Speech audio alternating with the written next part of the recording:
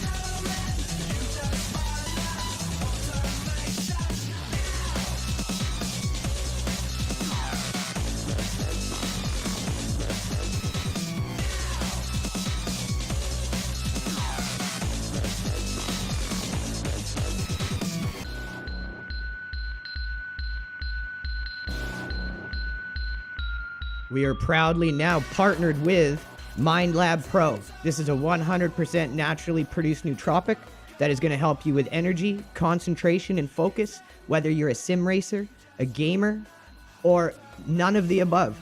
This is going to be good for your cognitive health in all walks of life. So check them out. Link is in the description below. Enjoy the stream, everyone.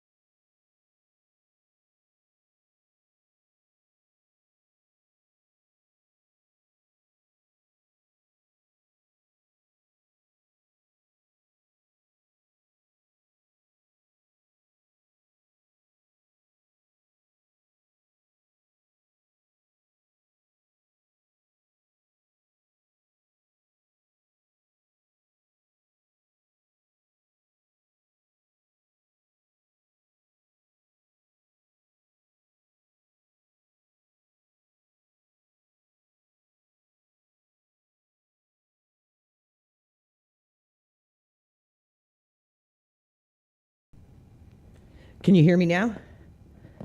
Thank you so much, Mr. Kaz. For some reason, everything was disconnected in OBS again. Yeah. Oh, yeah. Thank you, Jesus. And when you get a minute after the race, come and drop your link in our chat so everyone can follow it. Okay. Thank you so much, Mr. Kaz. Huge thank you to you, bro. Anytime OBS updates, it does this to us. It is a pain in the ass. End of the session. P7. It'll disconnect the Moano multicaster we have that all our audio goes through.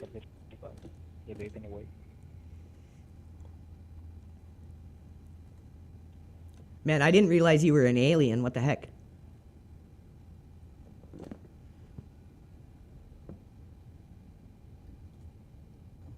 All right, everyone, let's have a good race here.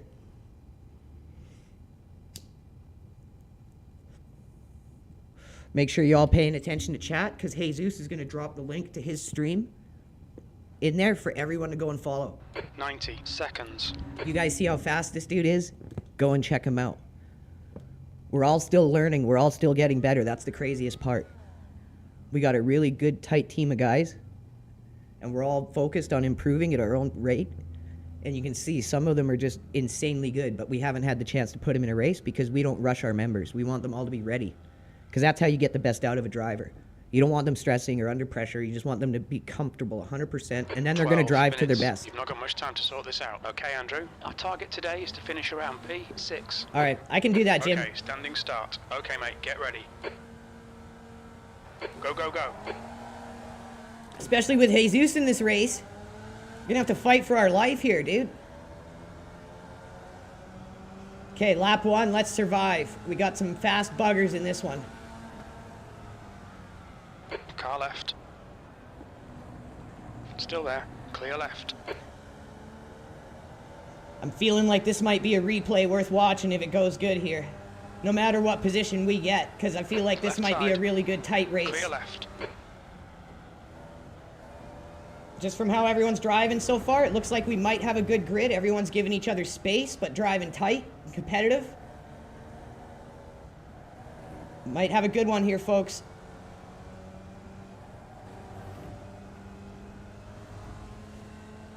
Shout out to Jesus up ahead, killing it.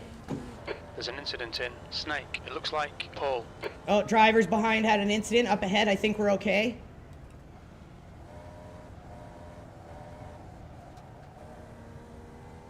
Couple guys went wide, but overall made it.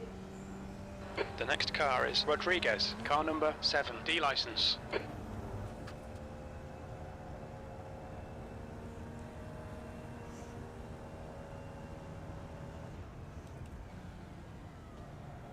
Oh, I saw a guy bouncing. Must be a disconnect, reconnect issue. Blinker.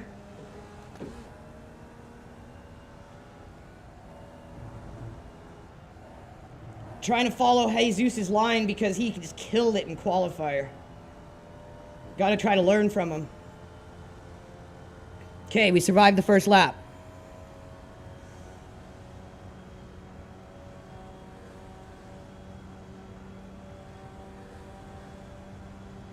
P8. Okay, Andrew. 10 minutes to go. Car Whoa, right. chaos, chaos, Incident chaos. in Horseshoe. We think it Fernandez. Clear right. Look at Car that. Clear left. Jesus made a clean move through there, survived the chaos. Good accident awareness by LRG Jesus. Killing it, bro. I've never driven with him before. I've never seen him drive. He's doing frickin' amazing. D license.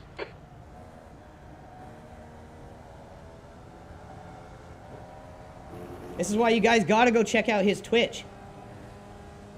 We got a lot of good drivers that deserve recognition and exposure. That's what LRG is all about here, fostering talent like Jesus here and trying to help him. Give him a team where he can learn and get better, and a team that can expose his skills to the world, which he deserves. We got a lot of guys like that, up and coming, full of talent. I'm an old dude. I'm just here to help promote the young dudes. The gap to Christian ahead is increasing. It's now 0.8. If I can build up a really good infrastructure with your guys' help, to help young drivers like Jesus grow along and turn into fucking killer esports racers, that'd be an awesome thing to do. Be able to provide like independent funding to them so they don't have to depend on sponsorship, that kind of crap. It's always good to try to light a match than it is to curse the darkness. The leader's just done a 142.0. The gap Shout out behind to is now Amateur Hour. 1.0. Thank you, brother. The car ahead has just done a 142.0. P7. Make sure you go check out LRG Jesus. He is up ahead in the grid, just killing it. The link to his stream is on our X feed. Make sure you all go follow his Twitch, repost his Twitch. Shout out LRG Jesus. Killed it in qualifier with a second place. You can tell he is a smart driver though. Was totally okay going backwards in the grid at the start to survive. Lost some momentum there. That was us. Stay between the lines, please, Andrew. We might have to give up a position here. On your left. Go ahead, dude. I lost the momentum there. He's still there. Clear left.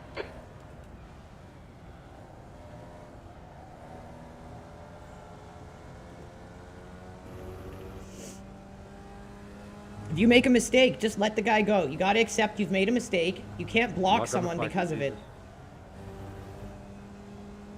Thank you. I want my SR.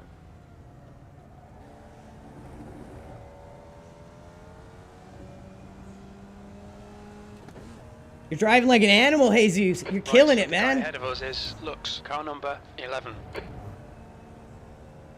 I'm gonna stream back the replay from this one. We got 1,100 people watching and they all need to see your driving, so I'm gonna stream the replay after this.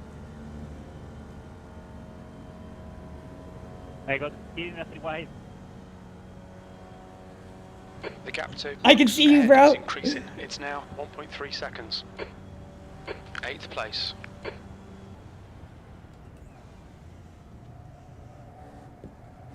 Oh no, hopefully it wasn't There's an Jesus. incident Oh! in the horseshoe. It looks like it's Emilio. Oh, thank God. Bro, did you survive that? Yeah, I don't have that much. Thank God.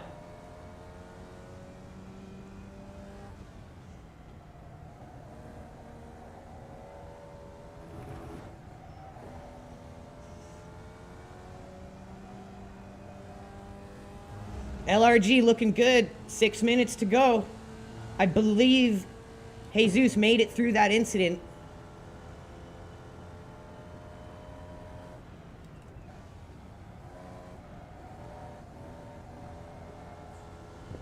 We got LRG Phil in the building.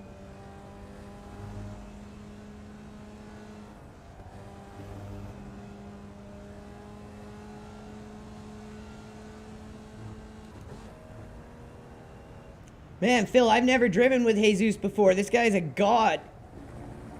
Qualified P2 with a 142. I did a 146.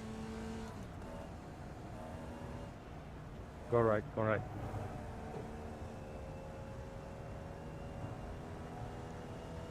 All right, we got 5 minutes. The leader has just done a 141.8. Let's focus. Let's stay locked Okay, in. Andrew, 5 minutes to go. 5 minutes left. MindLab Pro locked in. Make sure you guys check out our new sponsor, MindLab Pro. There's an incident in horseshoe. We think it might be Dave. Yellow flag. Keep your wits about you, mate. That's half distance. The fuel's okay. P6. Sector 3 is 1.1 seconds off the pace. Go ahead, bro. You're Right faster than me. side. On your right. Clear right. Thank you.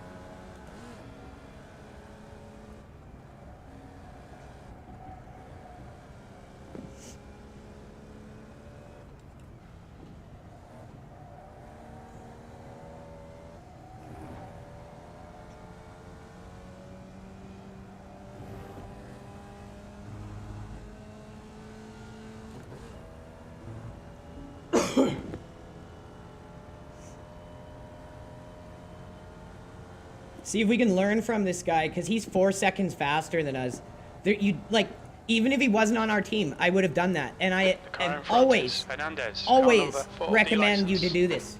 If you're wildly slower than someone, the last thing you want to do is try battling them. You're going to get into an accident, you're going to ruin your race, and probably theirs too. And it's just going to end up being super frustrating to you.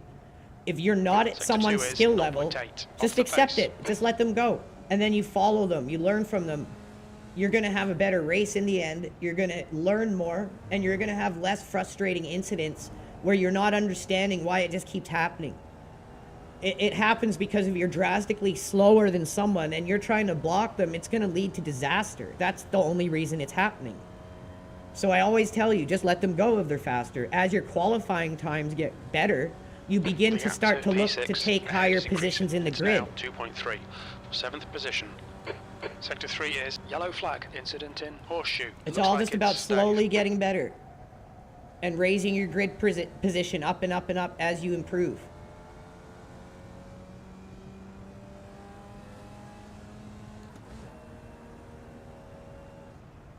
There's an incident in NASCAR Bend. It looks like Dave. Oh, it looks like we might have 2 greens for LRG here. 5th place for Jesus. Oh, come on, Andrew.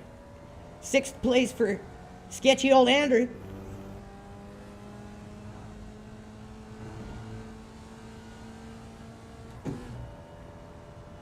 I hit the muck on the track. The car went all Incident in Uphill. Looks like looks yellow flag. Okay, this There's is an sketch. incident in Horseshoe. We think it might be Hernandez. Oh! Car left. Clear left.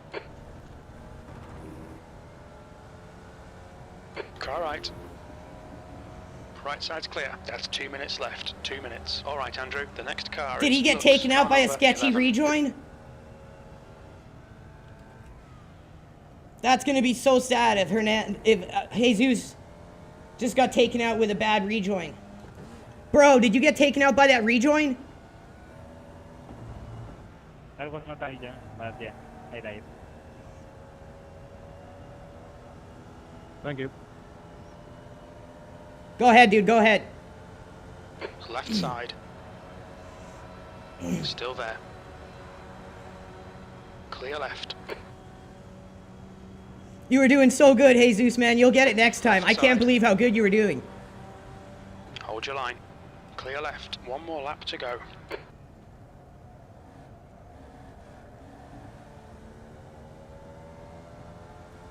Let's see if we can't get Jesus a good finish in his honor here. Hashtag doing it for Jesus.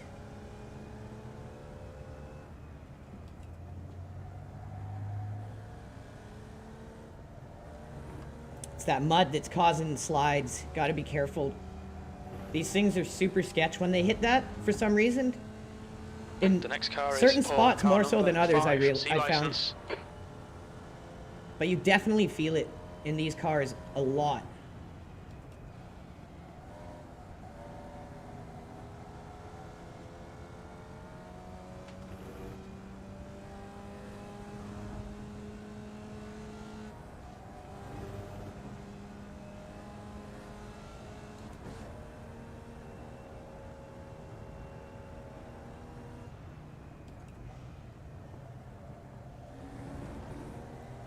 Don't forget to come put your stream link in chat, Jesus.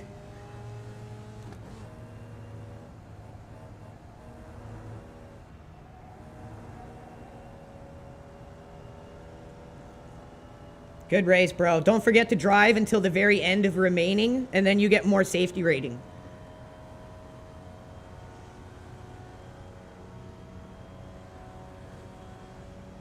That's what I'm doing. Yeah, good job, man. Not a lot of people know about it, so I always tell Sixth people. place. Well done, mate. Good finish. All right, let's roll it out.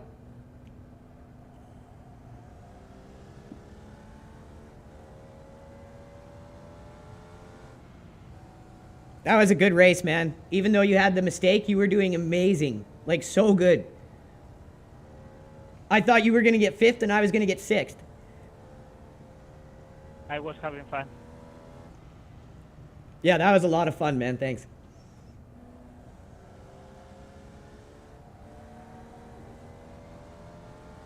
Hope I see you in another race. Good luck, bro. You too.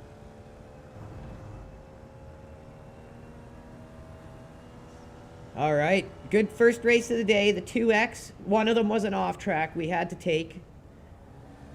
I don't remember what the other one was from. I believe they were both off tracks. I think they were both off tracks. I want to say they both were, because I don't think we had any contact with anyone.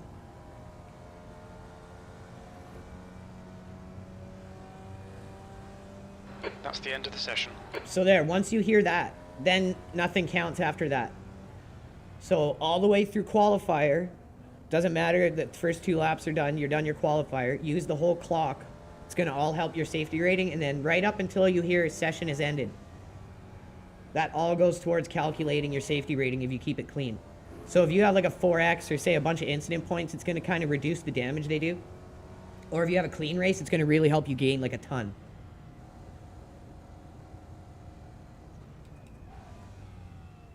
Look out for the pit speed limit. Pit lane speed limit is 60 kilometers per hour. Box in for 5, 4, 3, 2, 1. Box now. What a good race. What a good race that was. Front left, 65 Celsius. Front right, 61. Left rear, 72. Rear right, 68. Oh, what up, Phil? Are you streaming, dude? Drop the link in that chat if you're streaming, Phil.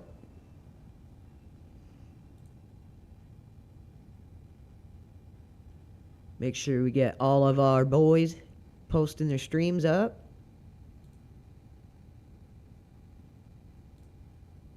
Good race, good race.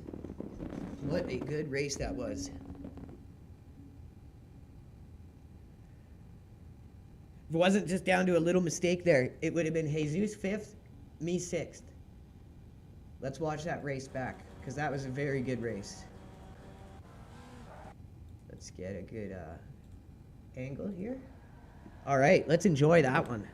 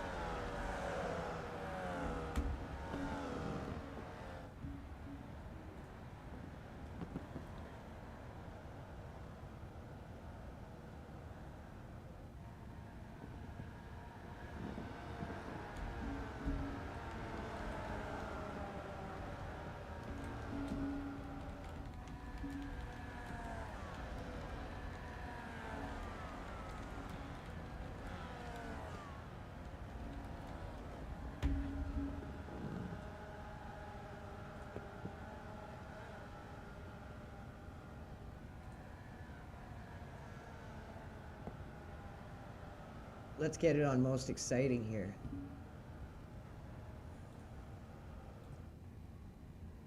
The Jesus man, he was in 3rd. He was just killing it.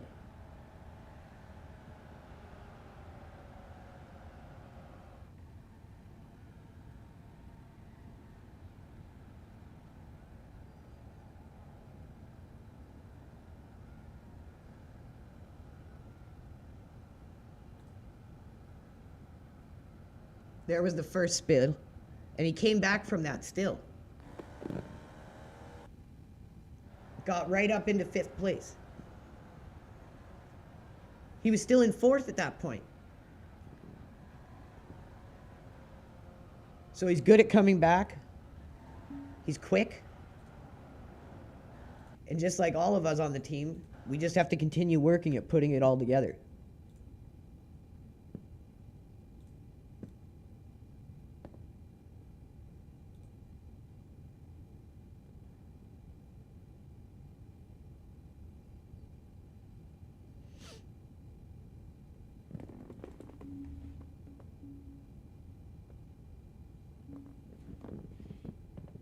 Okay, let's see what we got for that. We should have done okay. 1 and some safety rating. So I guess we're starting to get to the point now where we got to get a little higher results to gain rating. Ooh. Wow, he's at, holy cow, he was almost at 1600 Irating. So he's pretty much right in line with us. We were in the second split there. Holy cow, Jesus. Doing insanely good, man.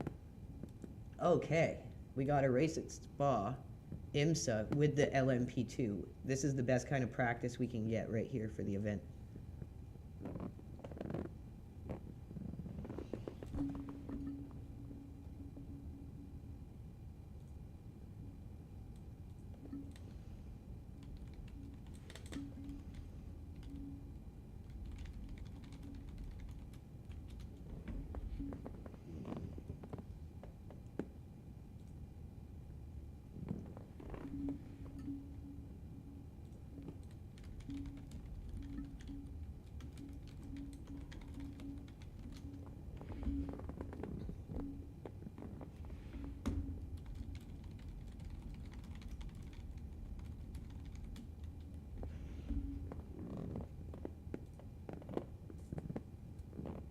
All right, so it looks like... All right, everyone. Hey, Zeus has dropped his link in chat. Please make sure you go and follow his stream. He's streaming on Twitch. He's a member of Team Legacy Radio Gaming. And please make sure you guys go follow him. Give him all the support you can, that LRG style support.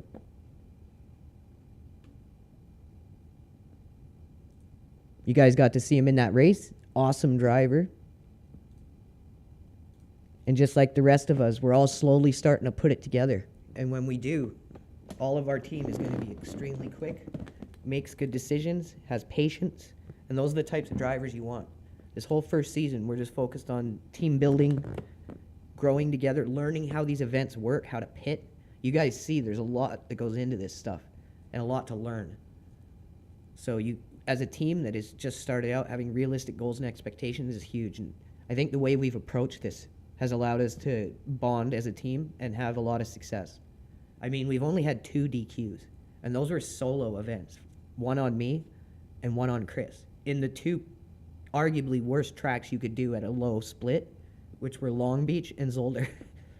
Everything else we finished, and we've either gained slightly, like 5 Irating, or we've lost like 5 Irating. And some we've done well, like the Nürburgring, we got 12th in our very first event together, me and Chris. Phil got us our first P3 just recently. We've gotten a P10 as a team in the 6-hour Monza. So we've had a lot of really good results as a team for our first season.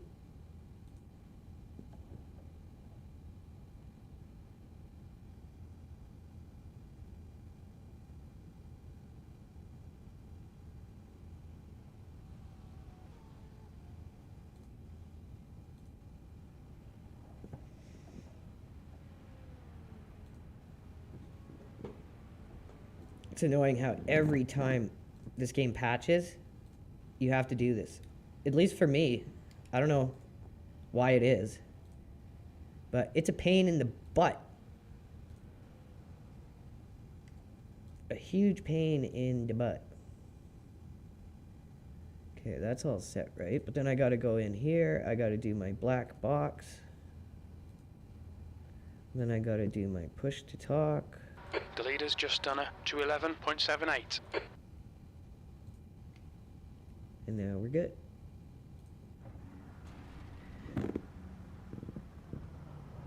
So all you have to do once your field of view is set, you just have to change this, your height, your pitch. That's it.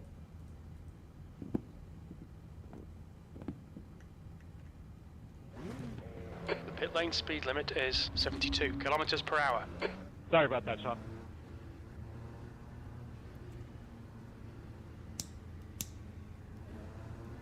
Pit exit is clear. Don't cross the line. So this is a car and track combo that I have done a lot in Le Mans. Have not done it in this game yet.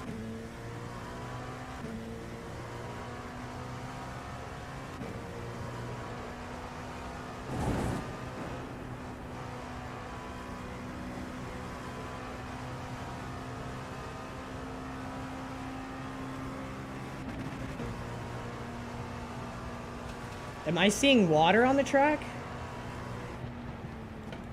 Is that kick up behind me, or was that just dirt? My bad, pulling, my bad. Having fun racing you though. I'm hoping Yeah, that's I was saying dirt. the same thing. This is good practice.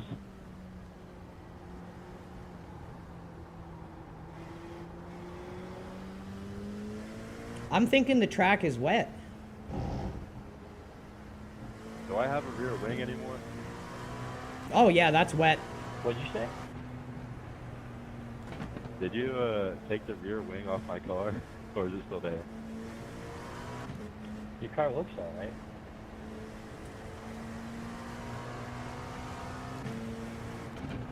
Gotcha. I was just checking. Want to pit together? The Yeah, leader has just done a 211.40.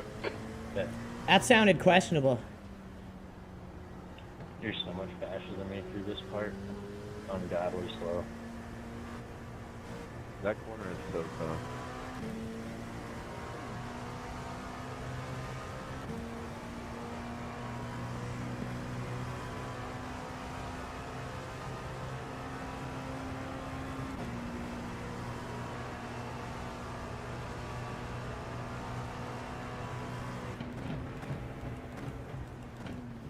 If it is wet, it's not wet enough for needing, like, rain tires at all. Let's check weather. 1%, 4%. In practice, at least.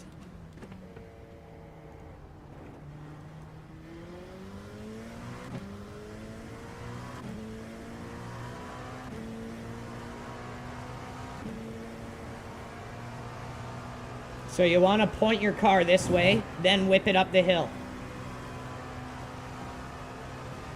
I see a lot of people struggle with understanding exactly how to hit that. Okay, Andrew, there's a faster class car approaching.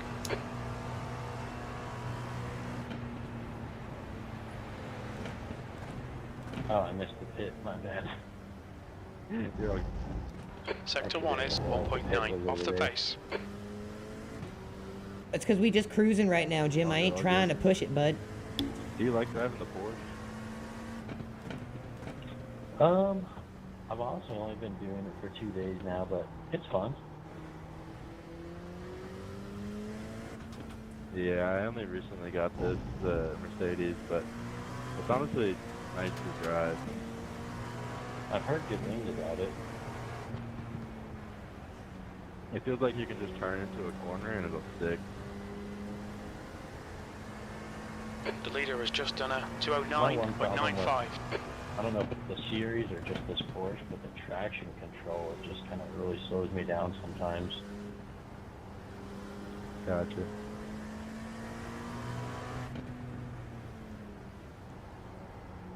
And you can't adjust that, can you? Not fixed, I don't think. Okay, yeah, only brake bias, right? Car left. Clear left. Oh yeah, total kick up. So whatever the moisture levels are on the track right now, the car feels fine in dries. So we need to study this amount of kickback right now. So if we see it in the race, we know we're okay on dries. This is awesome data collection right now. Leave space for you. You're all good, man. P3. Sector 3 is 3.6 off the pace. Okay, let's actually try to put out a lap here. Figured get some hard racing in while the incidents don't matter. Exactly, I'm just pushing the limit.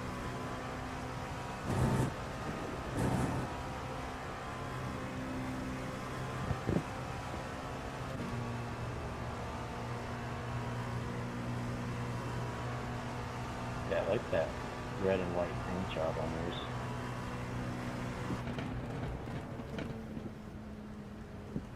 You're a second off the pace in sector 1.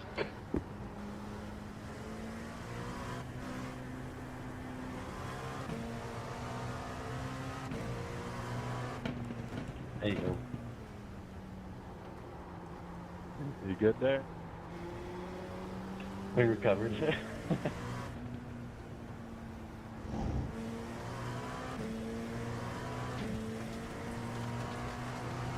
Left side. Clear left.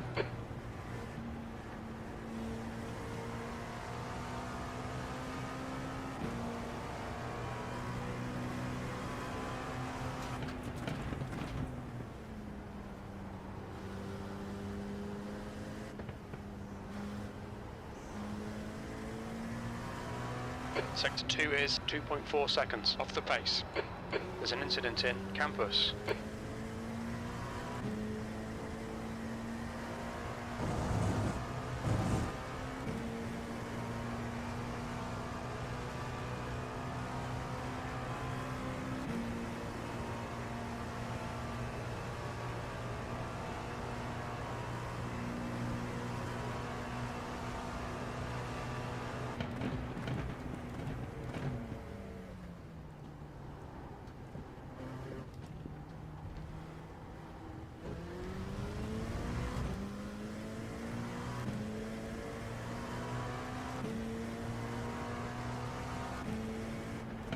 Sector 3 is 1.5 seconds off the pace. That's with a full tank. I'm happy with that. Can definitely knock some more time off that. Remember, that's with a wet track.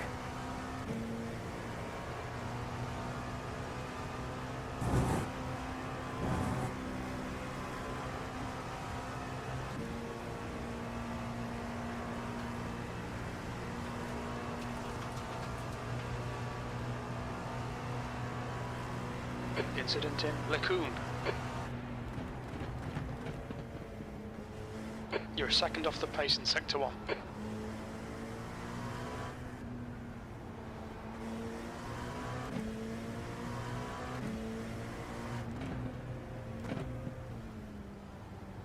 Even though we're on a fast lap, this guy just came out of the pits, right?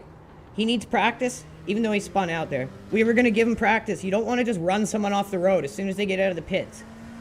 You don't have to act like every lap is do or die. Figure out the last part of that. When you're in practice, let people get the practice they need. It's up.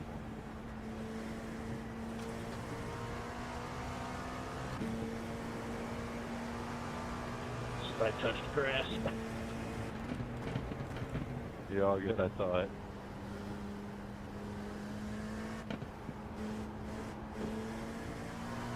Sector 2 is 3.5 off the pace. Yeah, we had to slow down for that guy, but other than that, we would have had a good lap.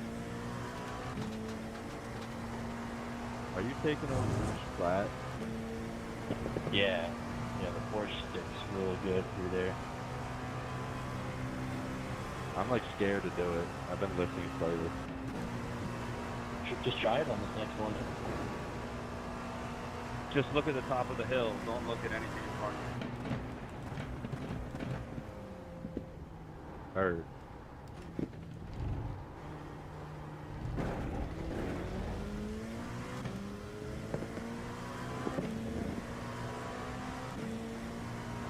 All right, let's try one more.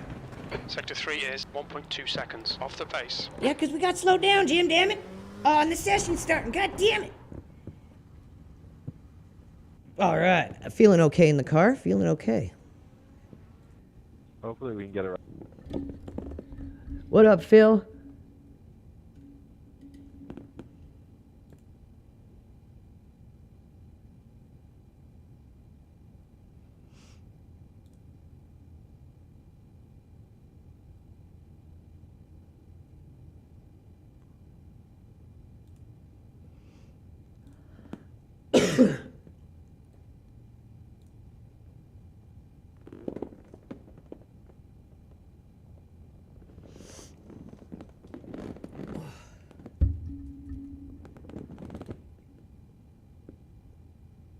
Make sure you guys are staying tuned, hitting the notification, follow along with all our stream, because LRG Phil is setting up our rally division.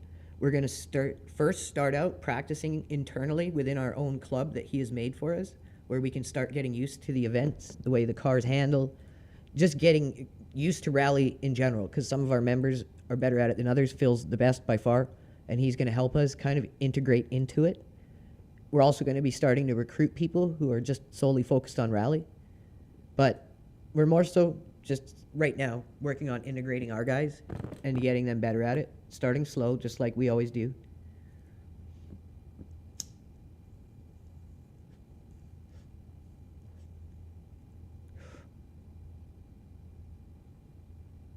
And yeah, Phil, if you're streaming, put your link in chat all the time, bro, so everyone can keep up with what you're doing. All the fans got to see what Phil up to. Let's do some shout-outs here.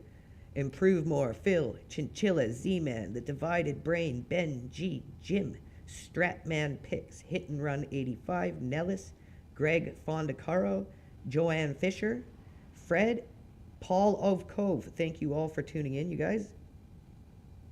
Let's get out there and get some practice.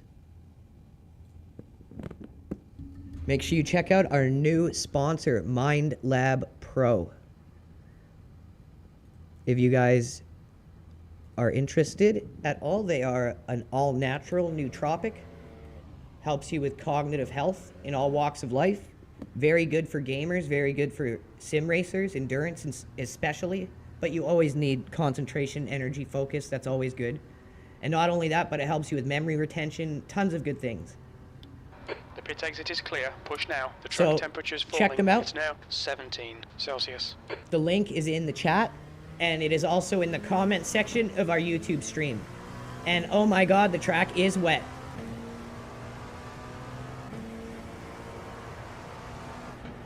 Oh, it is really wet. Oh, Jesus. Okay. I made it. I didn't die. Okay. We might need to put on wets here, boys.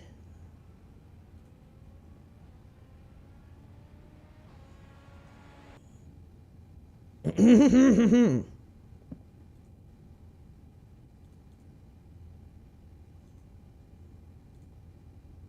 gonna need wets.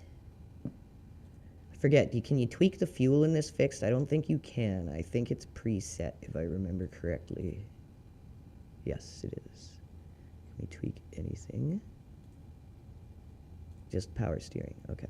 Don't want to fuck with the power steering. Okay, we putting wets on. We've got 2 laps to set a decent time. Did you see me have a near-death experience in the rain there, Phil? I don't know if we could maybe risk it in dries, but I'd rather do the safe bet. We've had a lot of trauma in rain here at LRG. Let's just get a feel for how these wets are gonna grip. Even these are sketch. Temperature's decreasing. It's now 17 Celsius.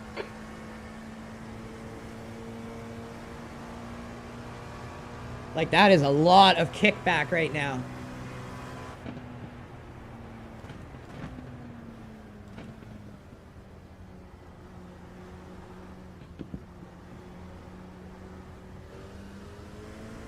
Well, I guess this is good practice if it rains in the event.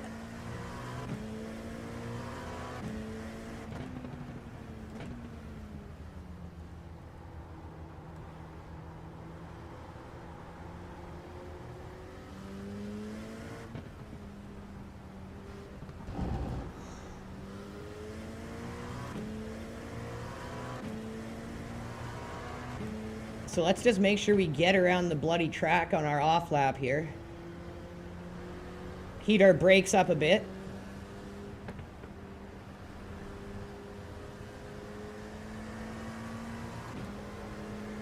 So one thing we learned as a team from Bathurst is as you're running wet tires on the track and as the dry line begins to form, you need to be dipping your tires in wet patches to cool them because they just get insanely hot. And we were all doing this without realizing why our tires were going to absolute garbage. And then at the end, Brian started to look at the tire temps, and he was like, oh, okay. And he remembered real drivers doing it and brought it up, and he was like, is this a thing in iRacing? And we were all like, yeah. So obviously it's important to do, and we've learned that from Bathurst. You have to dip your tires in the wet as the dry line is forming. Otherwise, they just overheat, like, extremely bad. And you lose a lot of grip.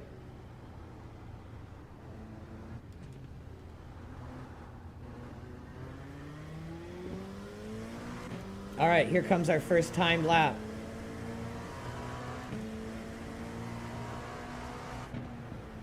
Let's make sure we take this one a little safer than we normally would, just so we can find the grip level. And if we have time, we'll do a push on our second. But what's more important is getting our lap in the bank in this condition.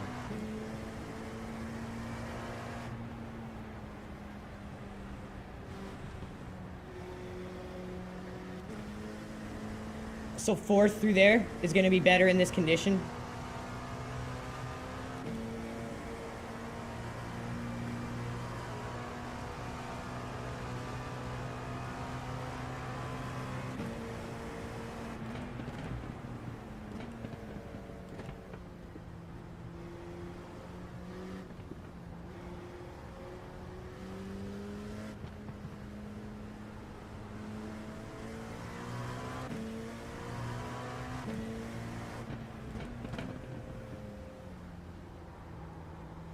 And this is again where I've said having a bigger screen and a monitor stand helps tremendously, because you can see the dry line on the track easier. When I had a small monitor with my wheel on the desk, driving in the rain was like impossible.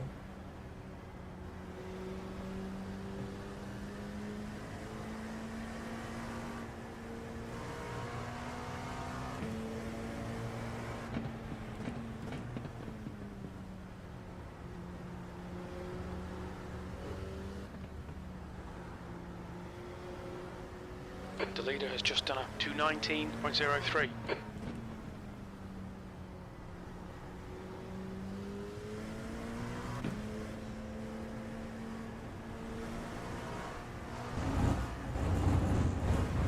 Oh, Jesus. The leader's just done a 217.86. See, these drivers that are fast, they know the limits of this car in the rain with wets. This is all data collection for us individually as a team.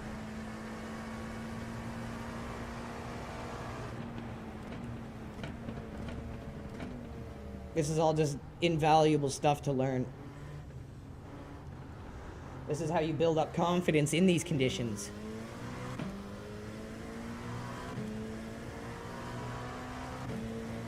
P8, you've just done a 234.00.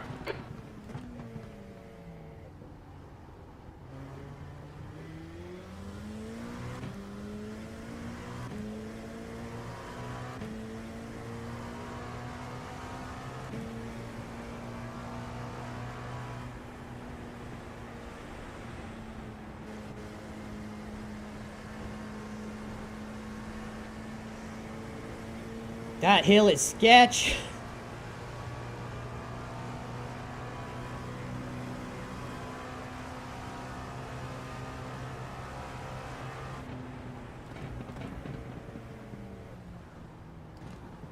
Whoa.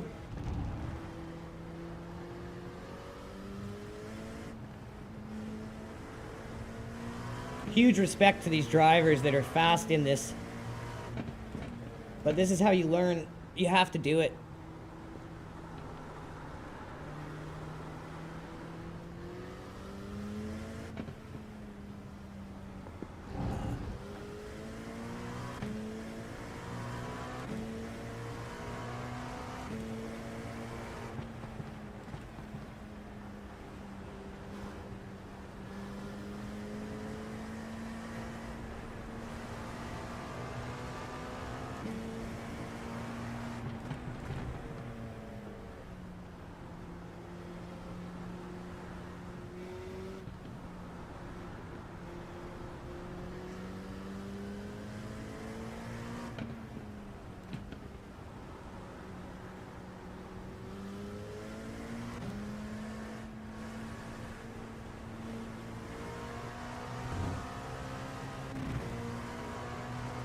We're never gonna make it in 15 seconds.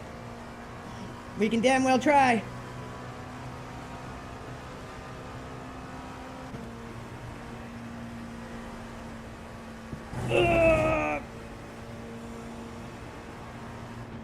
That's the end of the session. 10th position. It's close. That's probably last, but that's okay. Haven't done this in the rain in this car. Almost last. We need to just survive. So let's check the weather, where it's at.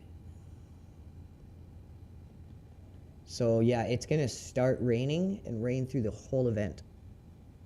So let's make sure we've got our wetty betties on. Survival is gonna be so important in this.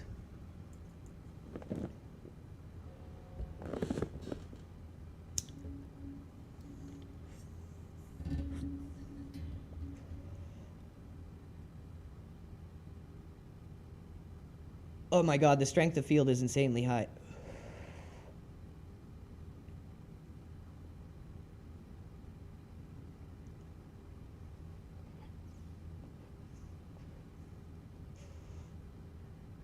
This is how you get better, though. This is... If we lose Irating in this, not a big deal. The experience 60 seconds. of driving this car on this track in the rain is invaluable because of this event we have coming up on the weekend. If it rains, we're going to have some experience to draw from. So our goals in this race are going to be a decent finish, which means in this high of an SOF, just finishing the race on the lead lap. That's our goal. Try to keep our safety rating intact and just go out there and do our best to learn how to drive on this track with this car 30 in these seconds. conditions. Thank you to the 2,200 people tuning in. If you guys can hit that like and repost, if you're on YouTube, hit that like. Make sure to subscribe. Okay, Andrew, it's a strong grid. It really helps us out. Finish in at least P10. Car number 38. P10, I can do that, bro. All day long, Jim. I got you. This is a rolling start. You need to follow Peterson. Peterson. I don't want to follow Peterson.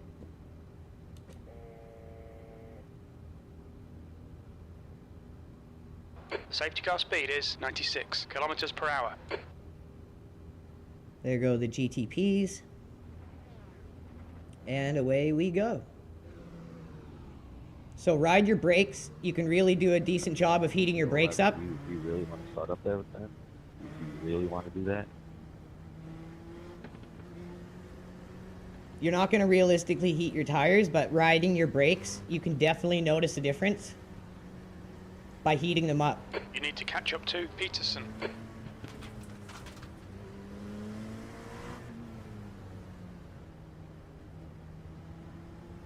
You need to catch up to the guy ahead.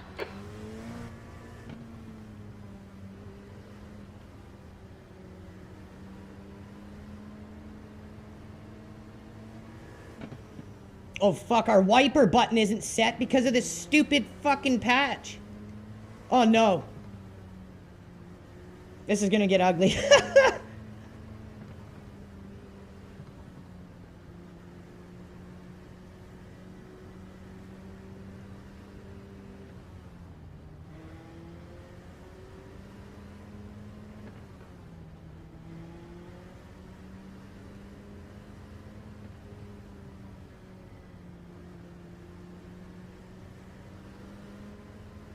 Okay, Andrew, be ready. Watch for the lights.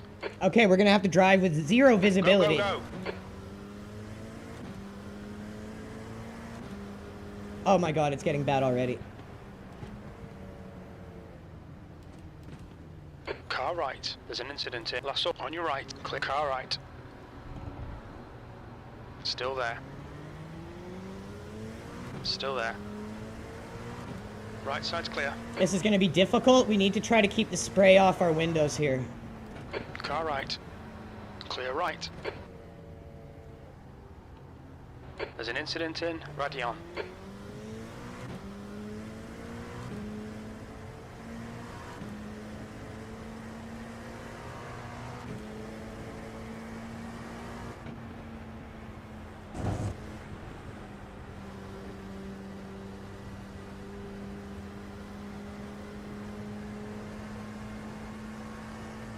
See if we can let these guys get ahead, make some mistakes, while we just make it through this race and have the ability to set our buttons for our windshield wipers after the race.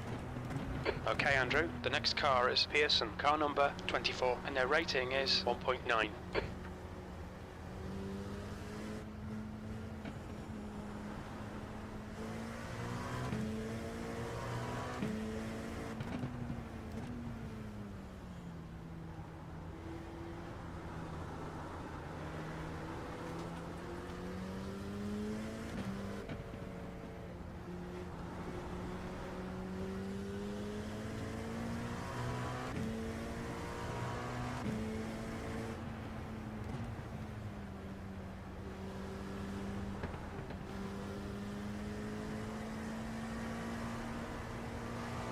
There's an incident in Campus.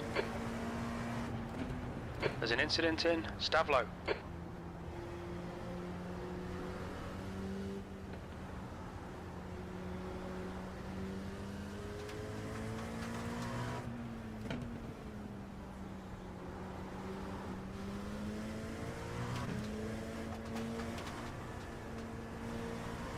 Probably want to stay third through there, I'm thinking.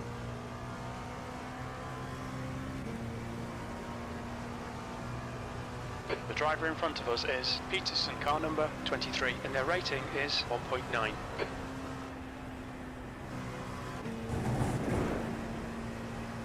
Incident in bus stop.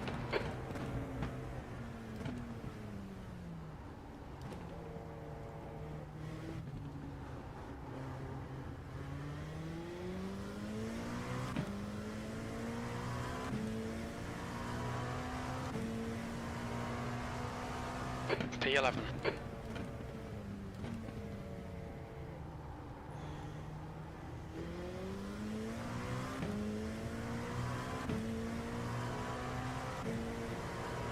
Gotta try to follow the dry line here.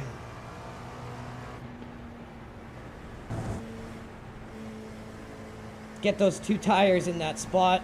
Get up there with some decent momentum. Left side. Looks like we got a hypercar that fell behind.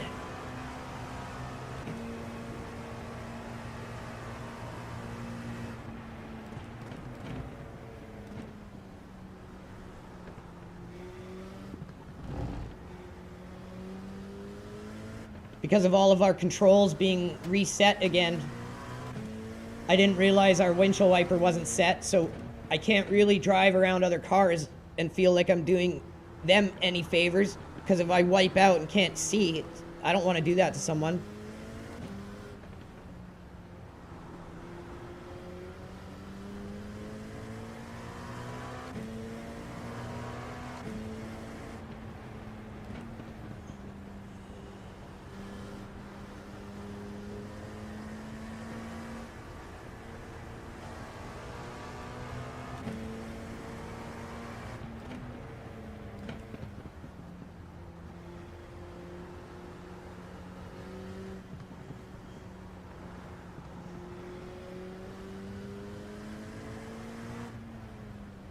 So we're just gonna do our best to get through this safe.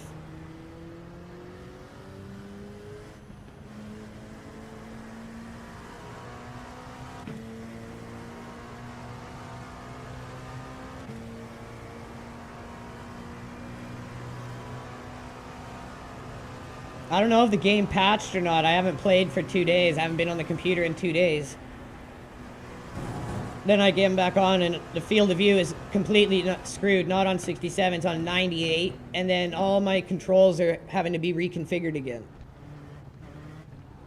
Okay, Andrew, it's starting to drizzle.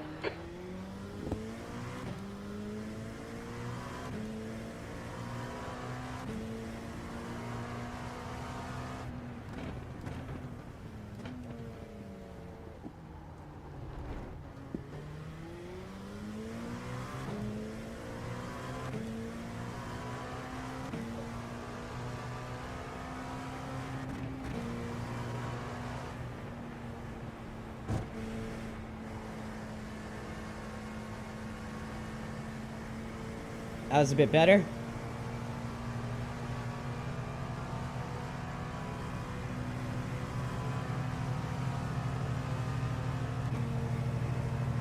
Incident in Lacoon. It looks like it's Pearson. Sector 1 is 2.6 seconds off the pace. The car in front of us is Pearson, car number 24, and their rating is 1.9.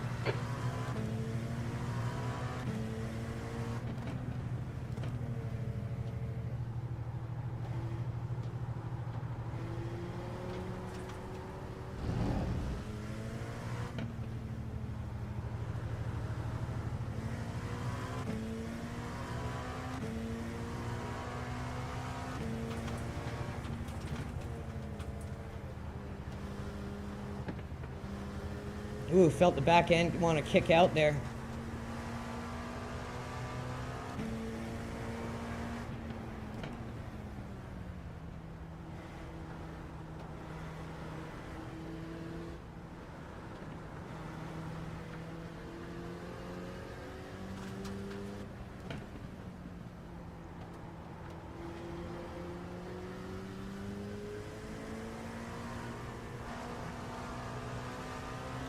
This race is pretty much just all data collection for us.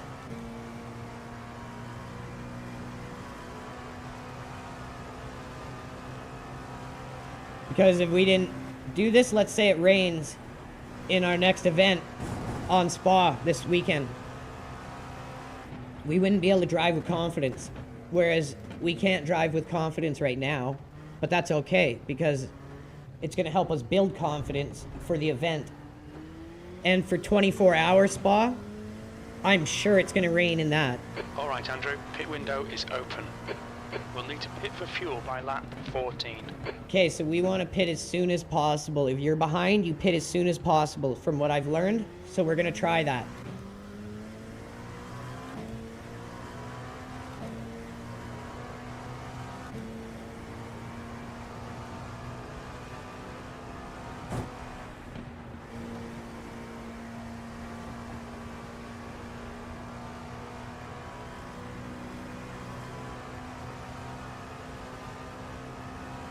There we go, got a better run up the hill that time.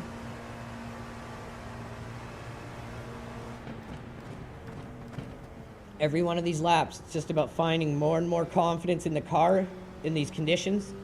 Feeling, okay, the grip's there. Let me try pushing it a little more. Okay, grip's there. And you just keep going and going.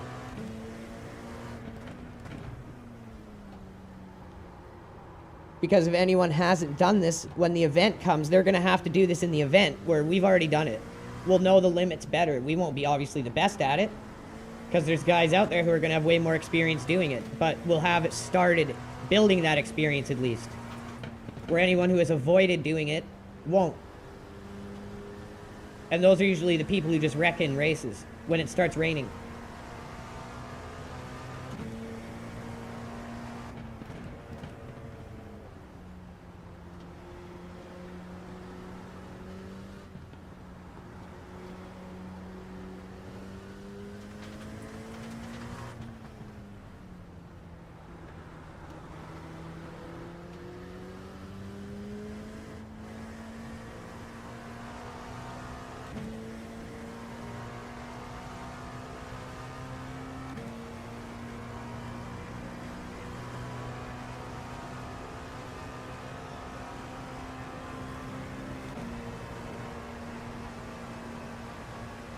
So we can full tilt through there.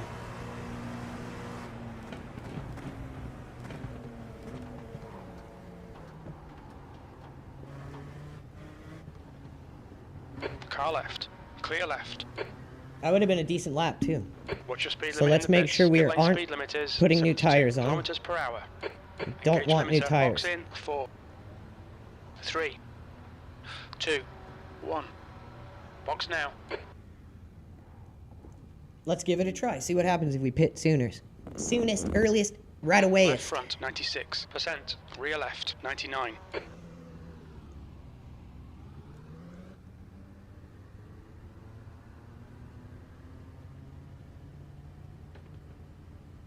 Still learning pit strategy, and every time I've pitted later, Pit exit's clear. like you think Stay you're behind the gaining white positions line. because you're Left front pitting is later, hot. but then you give up those positions as soon as you pit.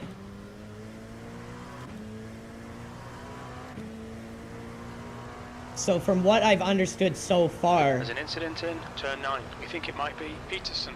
is you want to pit as late as possible if you're in the lead.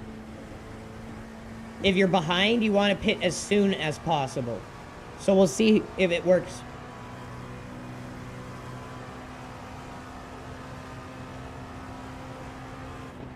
And doing this kind of practice is not only good for us, but it's good for the team as well, because we're just learning as we go here. And then we can bring this information back to our team environment.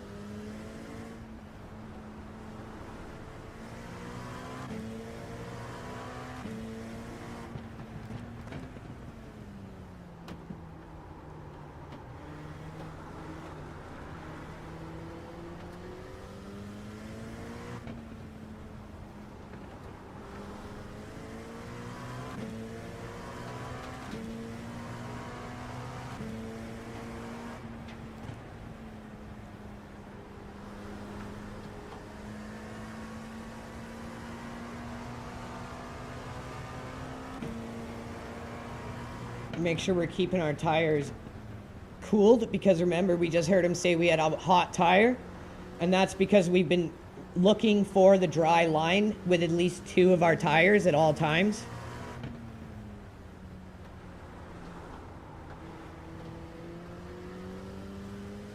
Session has been declared wet. I think it was already wet there, bro.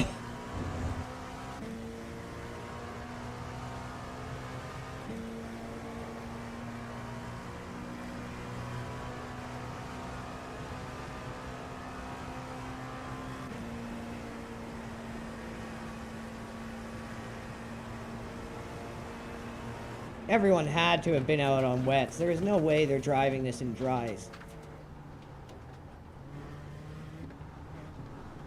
You're being caught by the faster class cars.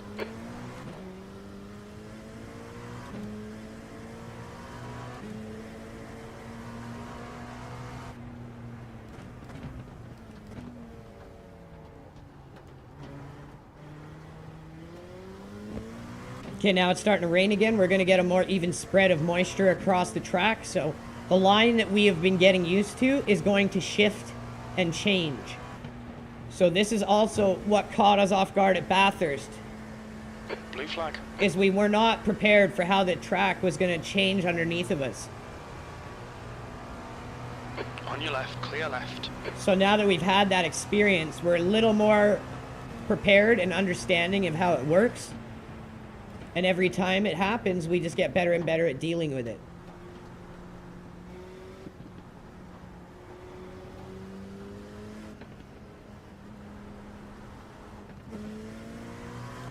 Bergmeyer, car number 29, is now leading.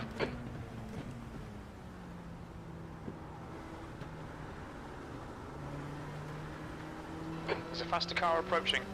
The driver behind's a bit sketchy. Watch your mirrors here. Never like hearing that one. Blue flag.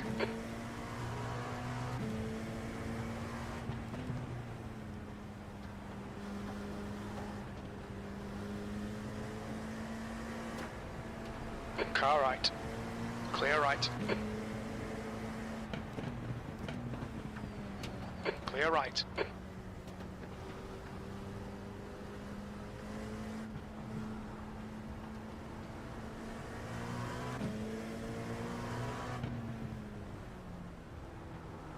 Okay, Andrew, don't think about the lap times. Just hit each and every apex. That's 20 minutes to go. 20 minutes.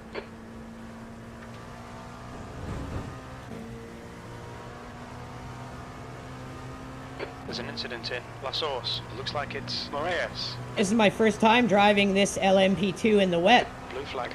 I've done it in Le Mans, but everyone knows how different the rain is from game to game. There's a group of faster cars bearing down on you.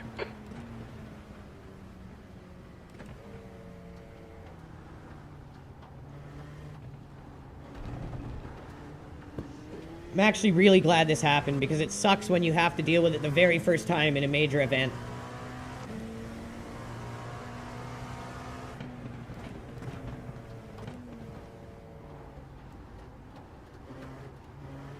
So whether it happens in the 6-hour or in the 24-hour, we'll be ready. A little more ready.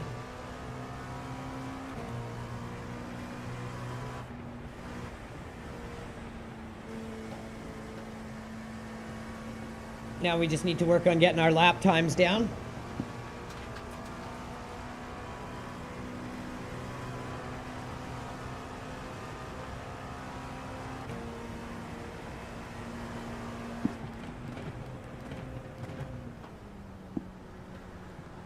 Sector 1 is 2.2 off the pace.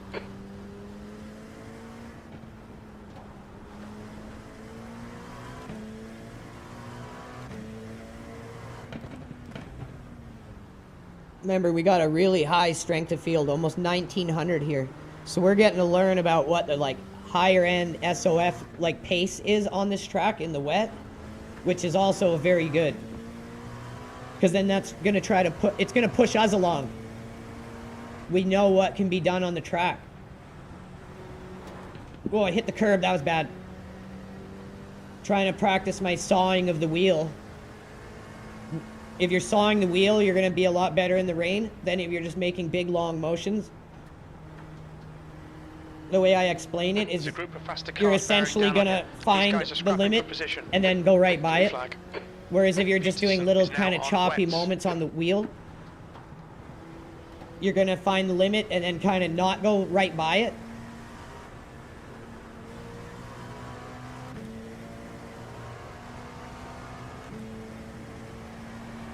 Left side, clear, car left, clear left.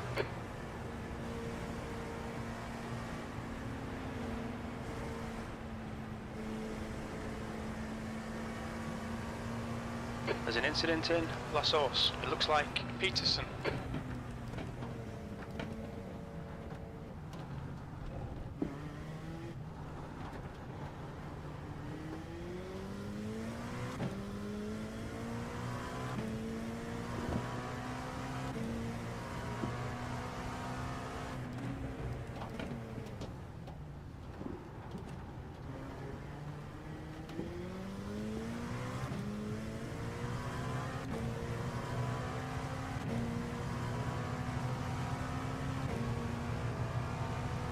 Okay, Andrew, the next car is Peterson. Car number, incident in Lake Coombe. It looks like Peterson.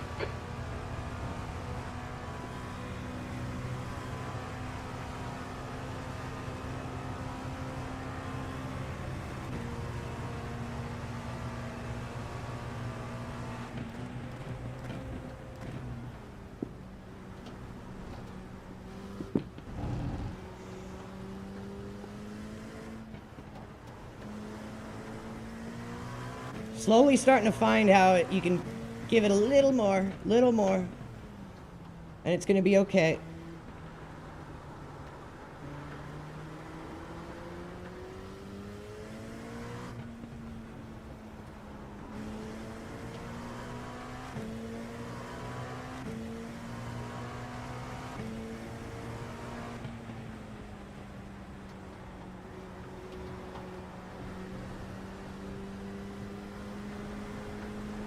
There we go.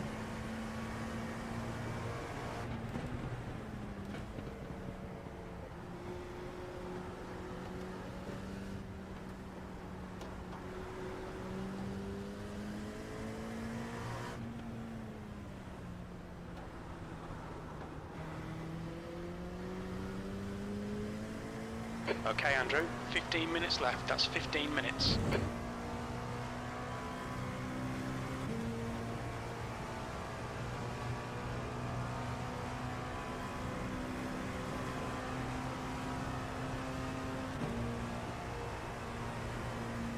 There's an incident in bus stop.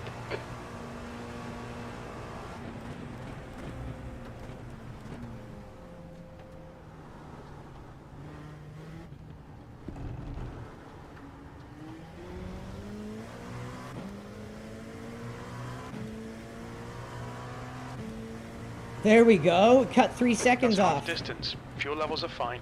Now we're getting the hang of it, slowly but surely. It's just raising your confidence levels, finding the grip, finding how much you can go through a corner at what speed, and just work it little more, little more, little more.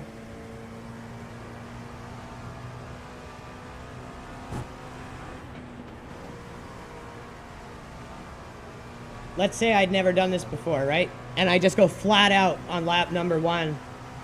bin it into a wall on like that corner up the hill or here, let's say. What am I learning?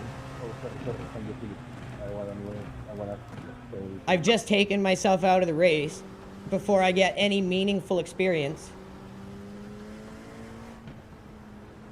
Right? So you don't learn anything doing it that way. You have to ease yourself into these things.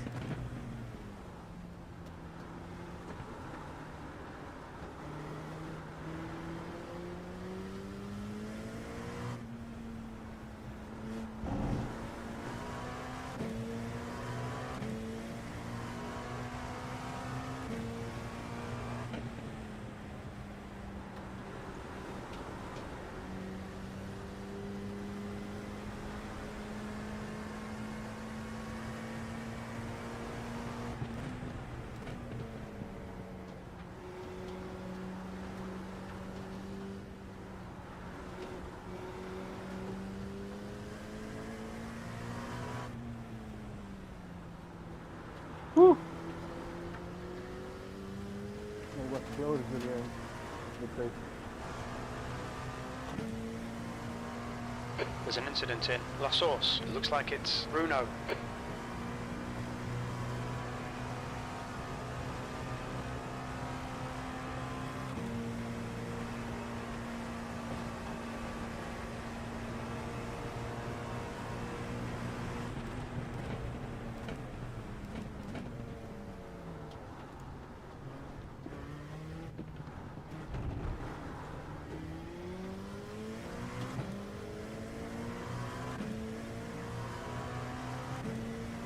There we go, knocked over a half a second off. You've just done a 224.21. That's your best lap in the session. Sectors 2 and 3 are 1.9 off the pace. We're Sector slowly 1 is making sure 1.8 that we're going to be seconds more off and the more pace. competitive every time we do this.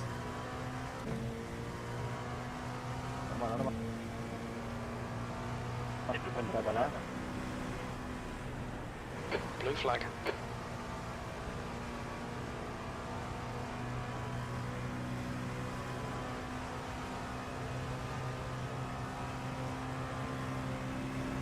Car right. Right side's clear.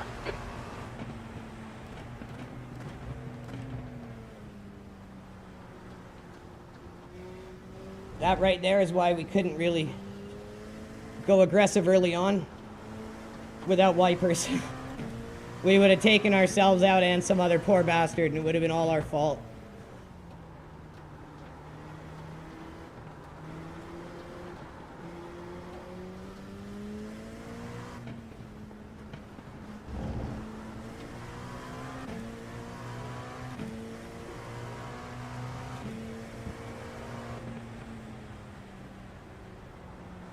There's an incident in Huon.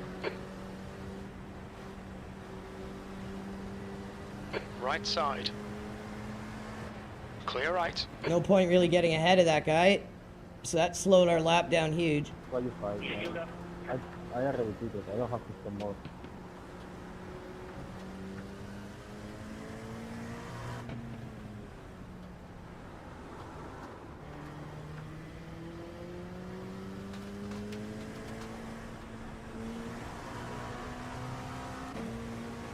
That was going to be our best one Lucas too. is That's pitting okay. From position 6. He should come out close in front of you. 10 minutes remaining. 10 minutes.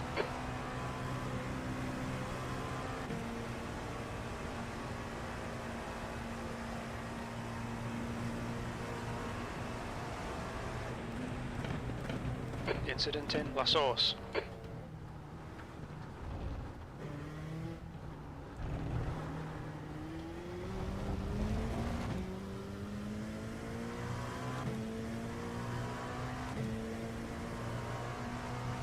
Even being slowed down that much, that lap was as fast as our old average.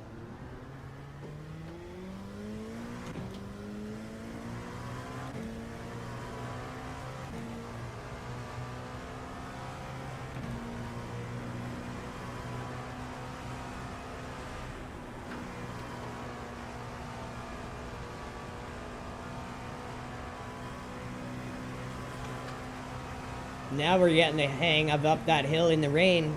Found our confidence. The leader, Bergmeyer, is pitting.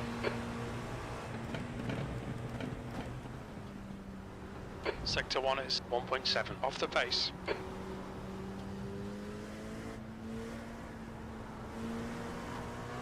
We're trying as best we can to get as close to the lead car pace. number 9 is leading the race. Because this lead pace is in an SOF of almost 1900. So it's helping us push along knowing what the limits are.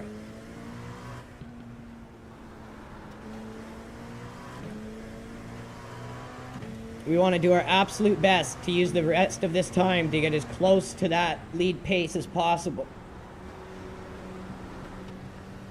Alright Andrew, you've got half your fuel left. Then it doesn't matter if it's in the next time we do this or in one of our major events. We're going to be ready for the rain.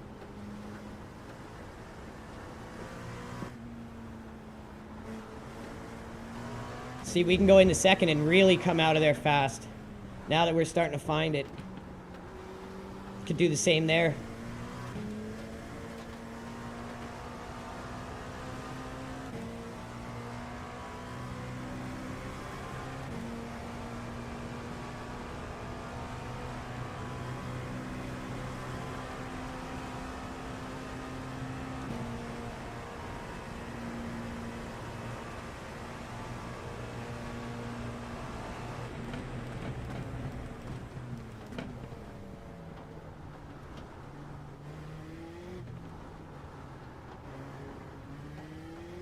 Okay Andrew, there's a faster car approaching.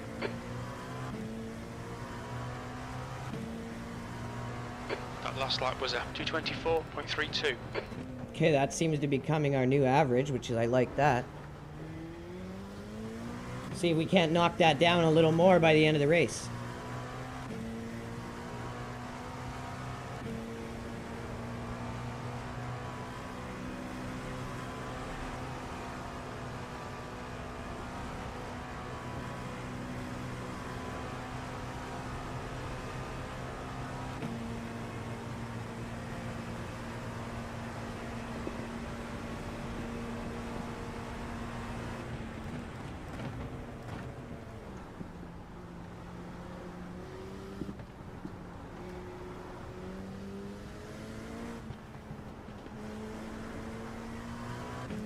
Okay, 220.9 is our goal. Eventually, not in one race, obviously. We're not trying to get up to that in one. But the closest we can get to that, the better. Coming up on a slower class car. But now we know what our goal is in the rain.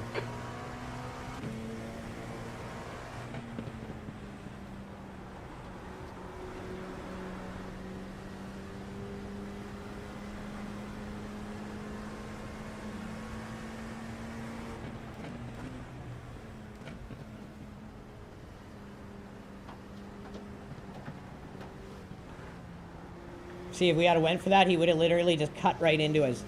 You think, oh, he's leaving the door open. No, he's not. Car right. Right side's clear. Always be sure. Car behind. There's an incident in La Source. We think it might be Pearson.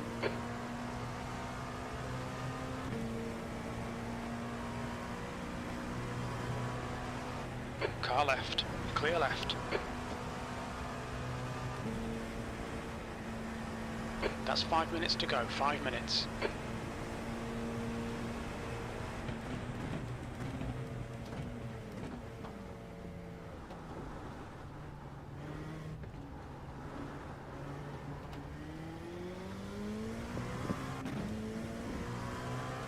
Hell yeah, Phil, the BMW for Bathurst. That's probably a good car for the track, to be honest with you, man.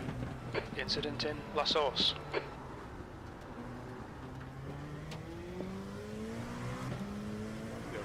Idea, Danny.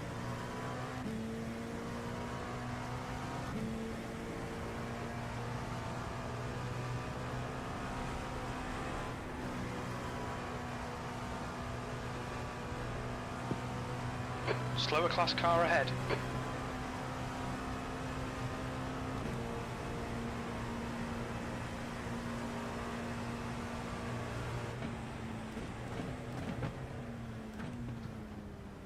The leader, Rodriguez, is pitting. Whoa! Hit that curb too much. Wow. Got lucky. Blue flag. Car right side's clear. Okay, we need to be careful on that curve. Car number 29 is now in the lead. Can't do it like a GT car. I guess because of how low we are? That's good to know. There's an incident in Puon. Because pretty much all the other curb usage, I'd say, is the same. But that was vastly different. That inside curb through that one section.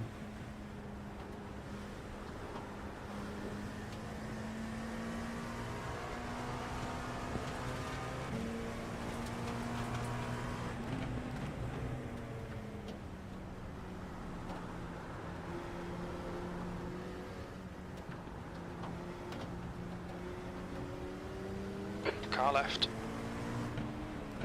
Still there. Clear left.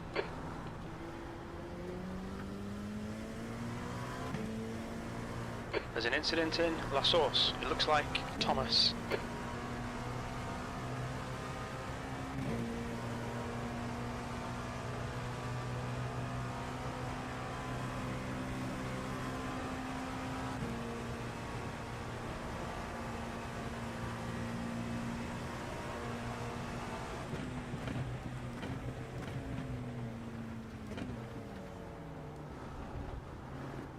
Terreno naman, sa problema.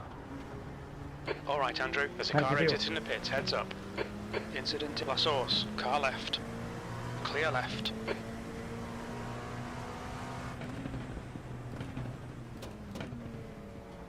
Two minutes to go. 2 minutes. Probably this, maybe one more lap. See if we can't use these laps to do a better time.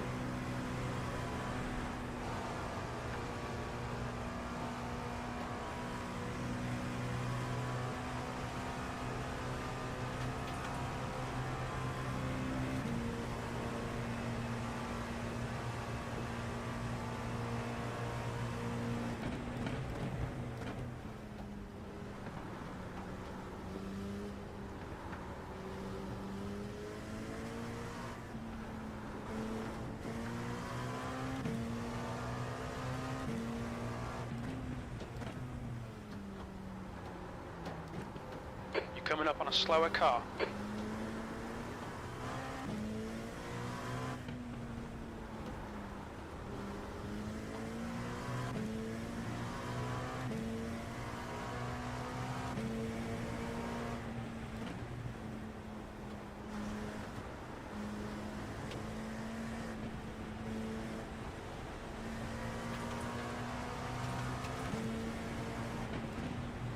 There's an incident in Campus. On your right. Clear right. Sector 2 is 4.9, off the pace.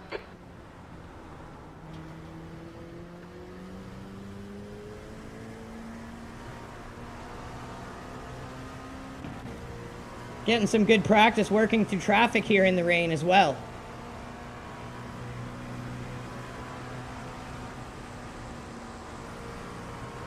So this thing is not as fast on rain tires, so it's a lot more difficult to overtake these GT3s than you would think.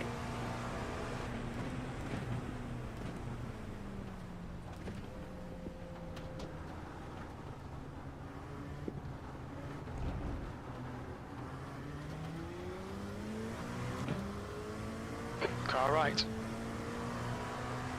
East right side's clear. P10. One more to go.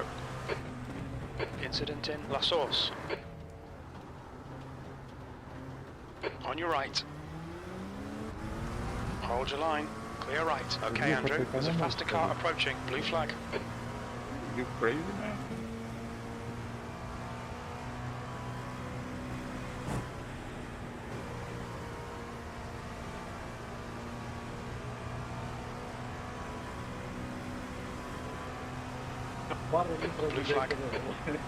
Blue flag. Like, see, I'm capped at like 240 in rain tires. They're not as fast. Left side. Still there. Clear left. In wets at all. It's drastically different. So this is like invaluable knowledge to learn on a LMP2. Never having driven one of these in the rain before in this game. Like if it had rained in this weekend's event and I hadn't done this, no one on the team would have any knowledge of what this was like unless they had done it themselves. So now, even if our guys hadn't done this themselves, they can go back, watch this stream and study it. They see exactly how limited you are in speed with wets on, what the grip level is like. Car right. He's still there. Clear right.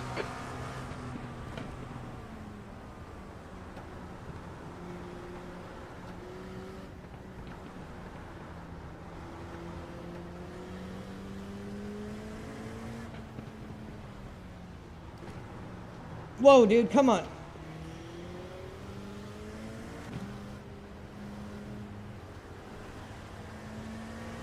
Slower class car ahead. This guy's reputation's not great. On your left. Never want to hear that. Still clear left.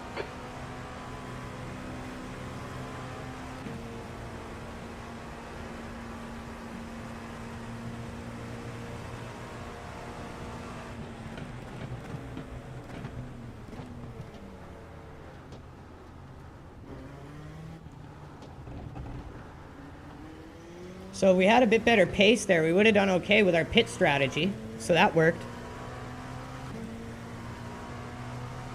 10th position. Okay, it's over.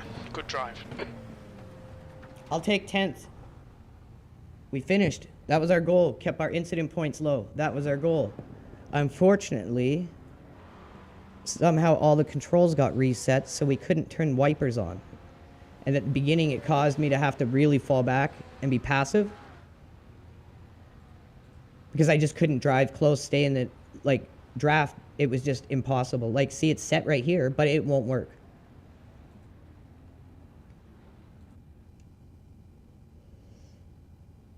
I better do my lights, too. Or are lights automatic? I'll put headlight flash there.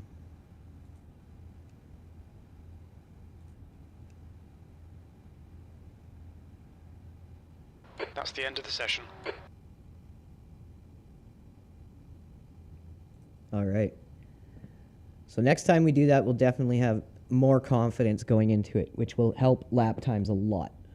That was all just about trying to find confidence in the wet, in the LMP2 there.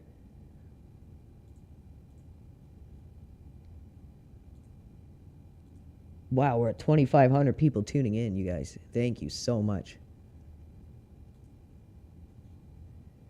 Oh, look at that gain. That's what I'm talking about. We were in the second split. Oh, it was way higher. I thought it was almost 1,900. It was almost 2,000. So we were learning from really good drivers there. That I don't care about, because that put us in a strength of field where we could see what were the lap times that were doable in the wet. So averages were 223s, 224s, 224s. And that's where we were starting to get to. But because of our terrible start, look, but our best, 224.2, would have put us higher than these guys. It could have put us into third. So we could have done really good there if we had have just been able to stick with the grid. But stuff happens. All right, I'm going to go quickly grab a smoke, and then we're going to get right to our next event, everyone. If you can, hit that like, hit that repost. Helps us out a lot. And make sure you check out our latest and new sponsor, MindLab Pro. All natural nootropics, whether you're a sim racer or a gamer, it doesn't matter. Helps you with amazing focus, cognitive clarity, attention, span, being able to concentrate under pressure, and it helps give you even more energy if you take it with a bit of coffee in the morning. Synergizes extremely well with it. So links in chat, check them out. If you're on YouTube, link is in description. All right, I'll be right back.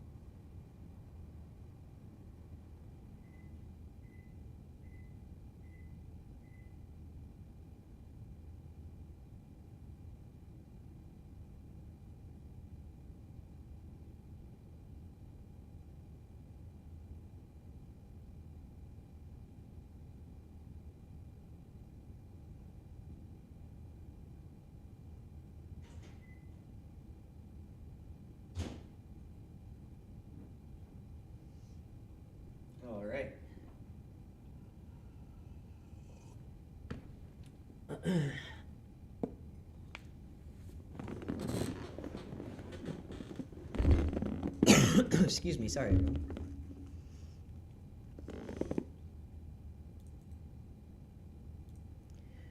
Where should we go? What should we do?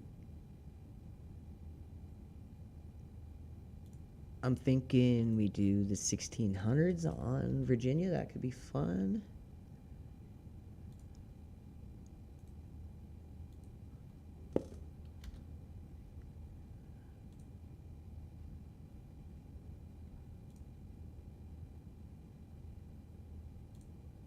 Let's see. Yeah, let's do the 1600s.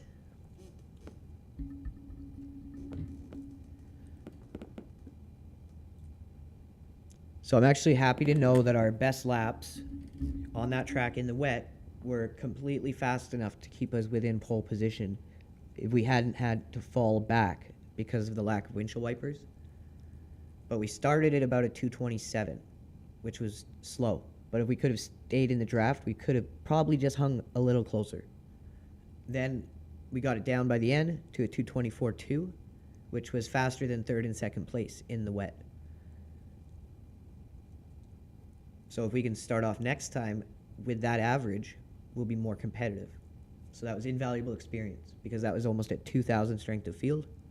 So if we have, say, the CONSPIT 6-hour spa, rain, or if we have the 24-hour spa, rain, we're more confident now in the car. And we will continue to be because we don't shy away from those events. I'm not worried about losing iRating or safety rating. It fluctuates, goes up, down, doesn't really mean anything. And it will progressively increase as you get better regardless. So I always tell people don't be too attached to iRating. If anything, be attached to safety rating. Because safety rating is kind of the representative of your respect on the track, how you treat people around you, that kind of stuff, if you're considerate of other drivers.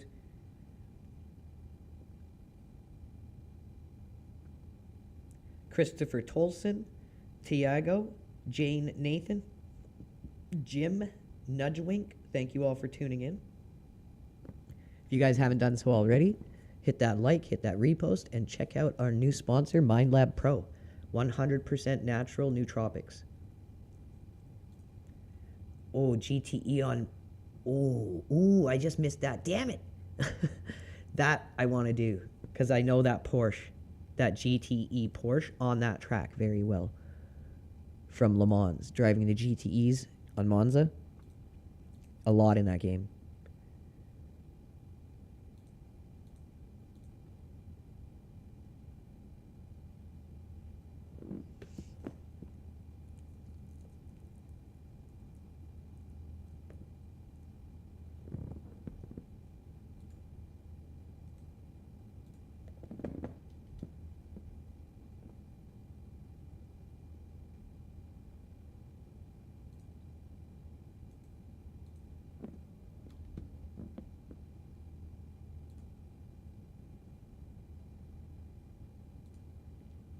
All right, let's see if we can't do some... Oh, damn it. Okay. Got to configure again.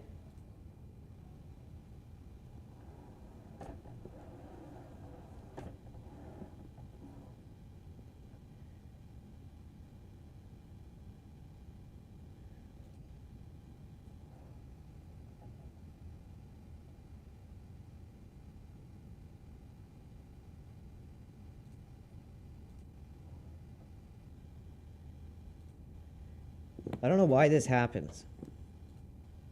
Is it something to do with the patch? Like, I don't get it. I literally haven't used the computer in 2 days. 2 entire days. Not just not using iRacing. I haven't used the computer.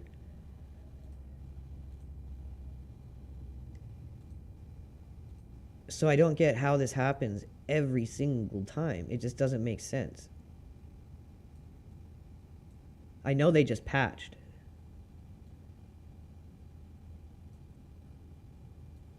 So let's make sure we've got everything done again. Do-da-do-da-do-da-do-da-do-da-do-do.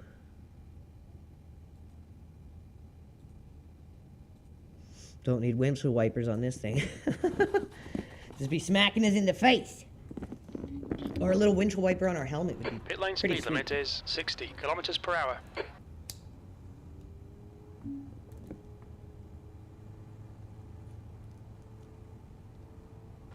Pit exit's clear. Man, that was some good practice. This is why I hate having to deal with this every time. Like, you lose time to practice. It sucks. Like, every race today, I'm gonna have to redo this every single car.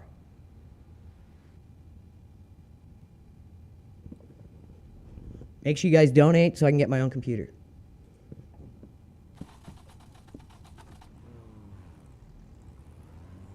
Okay, Andrew, we've got 2 laps to get the job done, mate. Okay, let's do our best to set a decent starting lap here. We're fairly comfortable in this car on this track, so we want to try to raise up our safe lap time now.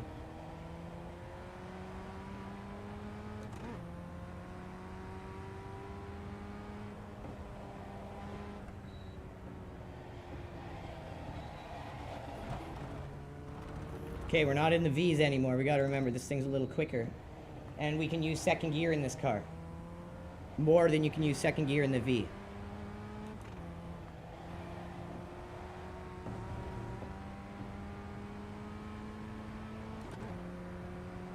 I guess you can use the more wide spectrum of gears in Track this car. temperature's decreasing. It's now 31 Celsius.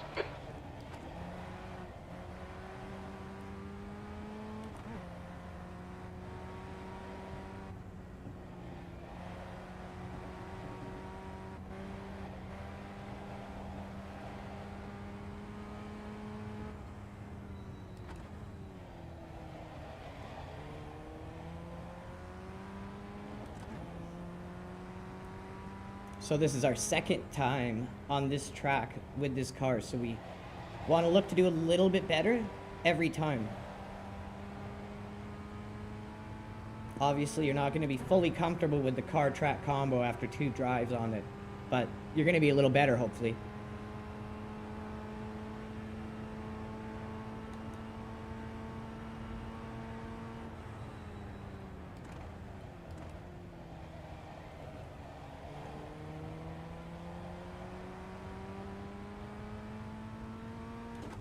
Definitely felt second was the right choice through there.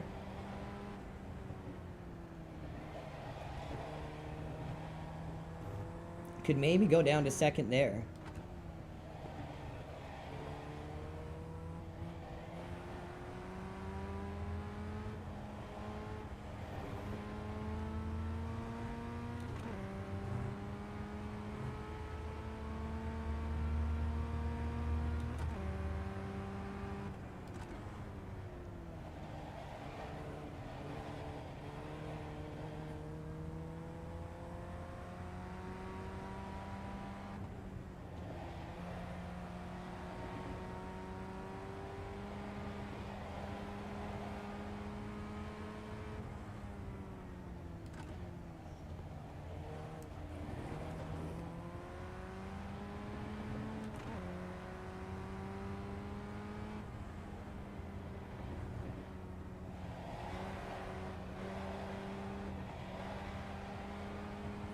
I don't think it'll be a terrible lap for our start.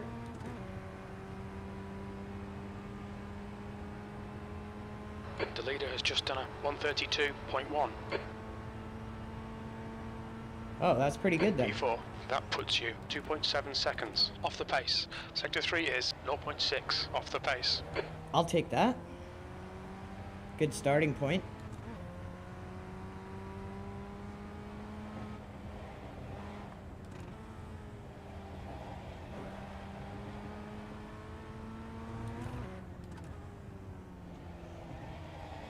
Could maybe just stay second all the way through here from that point up until here where we usually shift.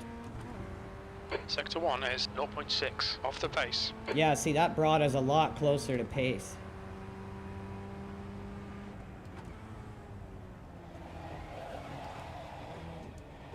Oh, we lost a lot of pace there, screwing that up. I forgot to be in second before that. Luckily, we caught the car and didn't invalidate.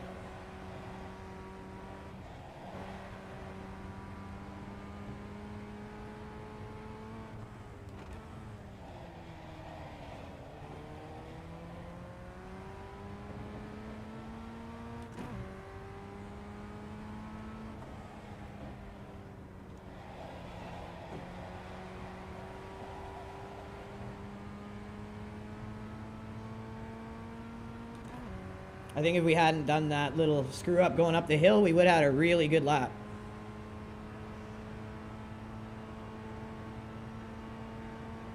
I was still a half a second faster. P6, you're now 2.2 off the pace. Let's make sure we use up all this time, get as much safety rating as we can. It's also good practice. They're basically giving you extra time to warm up before the race. I always say use it. So yeah, I think we just stay second there like that. Way better.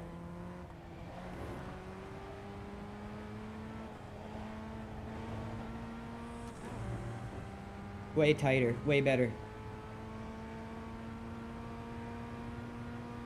Could stay third through here, and then it's going to make it easier to ensure that we're in second gear for the bottom of that hill, and then a second torque all the way through the hill.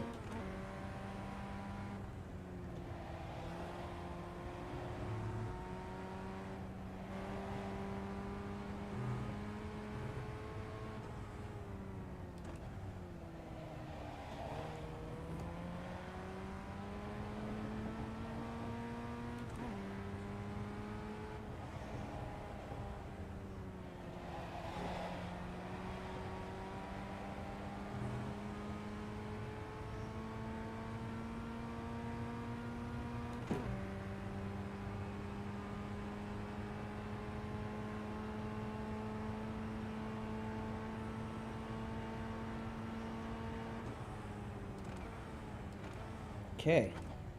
7th place, so we must be in a pretty good strength of field. I forgot we got 6th in that race we did with our buddy Jose. Make sure you guys check him out.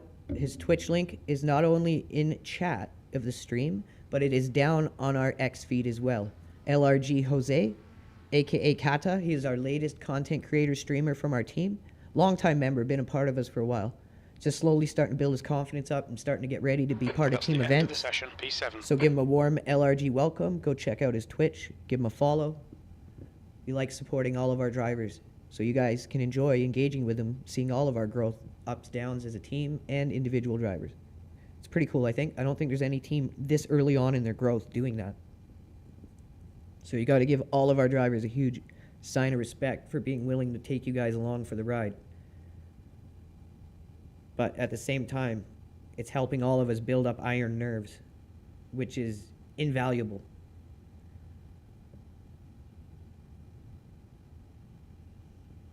Jim, IR Wicco Volk, John Thyme, Ozark Mountain Ship Posters in the building, and Tiago just hit you with the follow, man. Thanks for the long time view.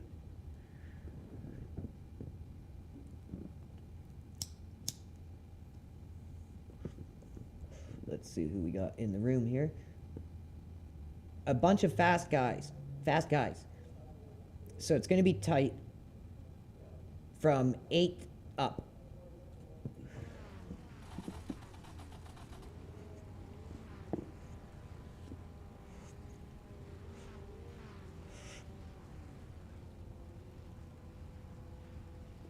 Wow, we were at 3,100 views in 2 hours. You guys are amazing. Please make sure to check out our new sponsor. These guys are not a small company. They've been in GQ, Reader's Digest, and they're sponsoring us. Like, that's huge. Not only that, but it's a product we can stand behind. We've had a few companies come to us and want us to sponsor them, but they're dodgy as fuck. This is a company I use the product of. Our whole team is slowly starting to use it, and you guys are going to see the results of it in the Sebring 12-hour as we slowly integrate it into our nutritional regimen. But it's not just for sim racing. It's not just for gaming.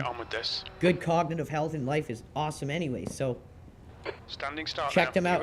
Watch for the lights. You know, all your purchases through that our link, we get a tiny commission for it, and it's going towards a good cause. All right, let's look to survive this. This looks like it could be hectic here, boys. Car left. There's a horseshoe. It looks like it's Mateo. I'm still there. He's still there. He's still there. Still there. Clear left. Okay, Andrew. Decent start. We can build something from here. It looked like there was huge chaos happening all around us there, and we were lucky to get through it.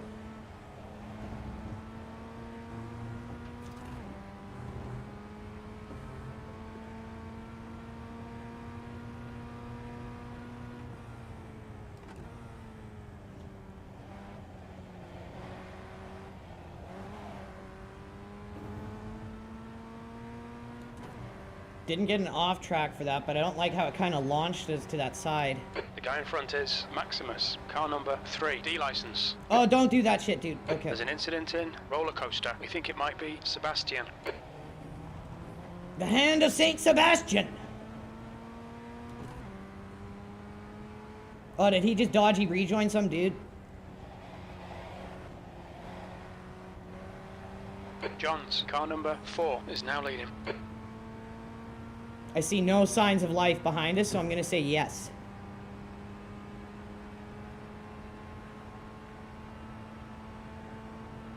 The guy ahead is Van Doren, car number 7, C license, 6th place.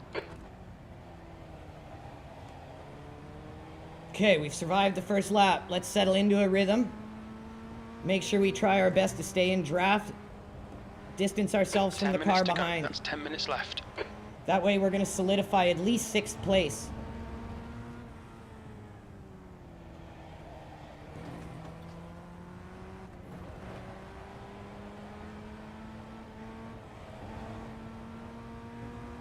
There's an incident in left hook. It looks like it's Baron.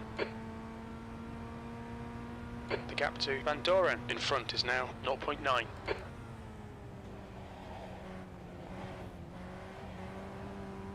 That was a bit cleaner there.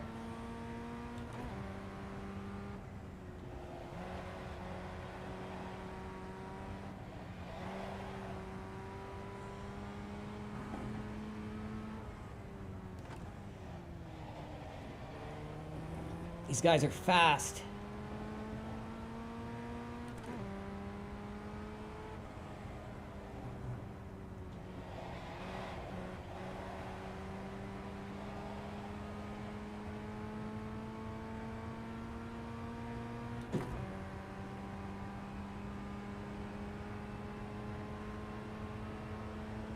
The leader's just done a 130.9. The guy ahead has just posted a 130.5. Hey, we did a 131.9. That's our best lap ever. And we're not hugely off the lead pace, and this is a pretty damn high strength of field for us anyways.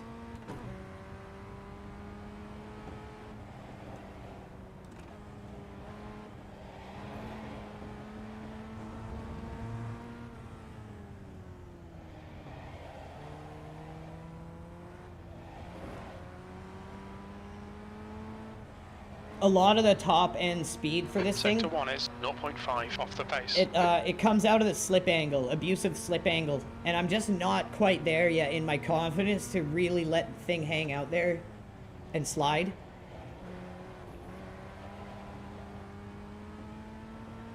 That's one of the higher end skill sets when driving this car, is allowing that slip angle to really give you some serious speed.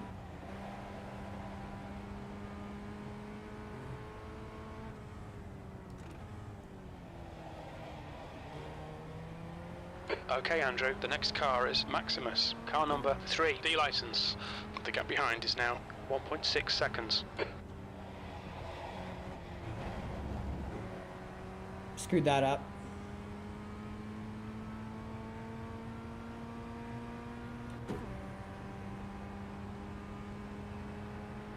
The leader has just done a 130.6. That's a new fastest lap for Shap, 130.4. Your lap time was 132.7.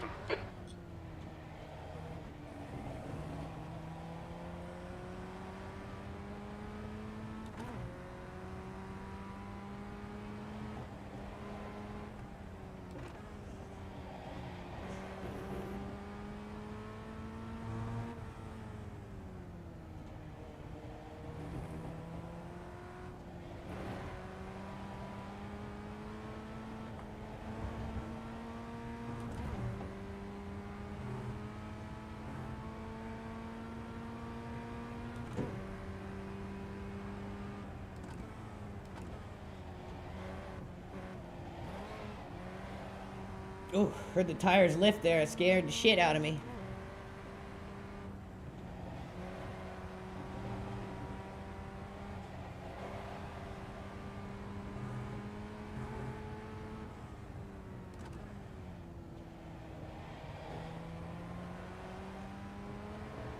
Incident in Hogpen.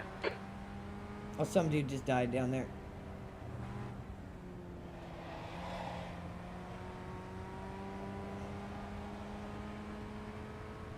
What a champ. Let everyone go by before rejoining. Shout out to whoever that was. New fastest lap for Van Doren, 130.0.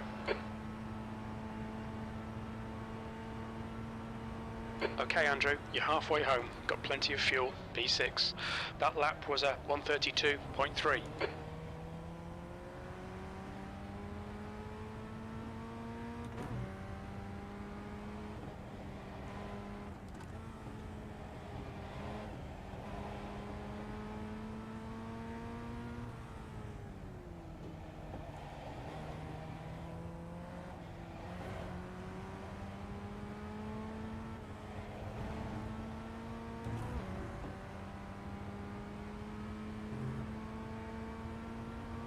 Five minutes to go, 5 minutes left. Nice and smooth with that throttle. Keep it balanced.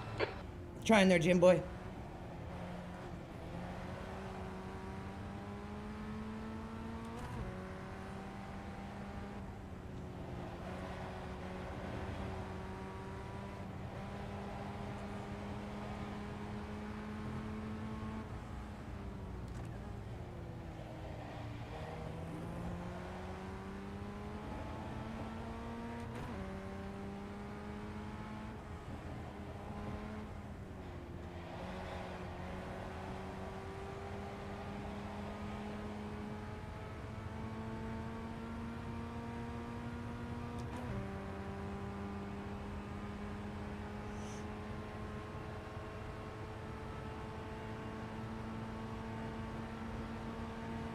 Your lap time was at 132.4.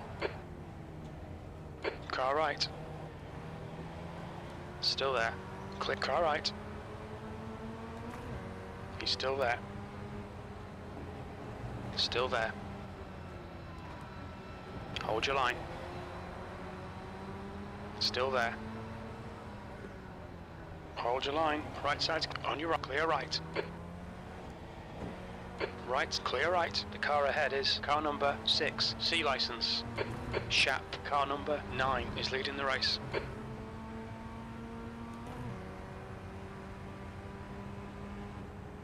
Car right. Clear right. Dude almost took us out there.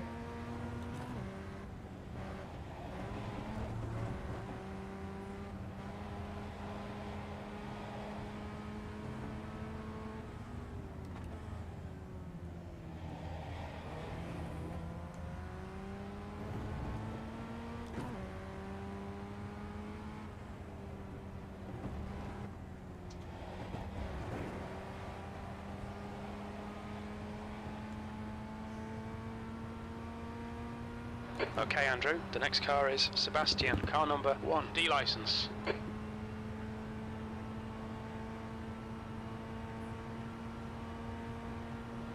P8.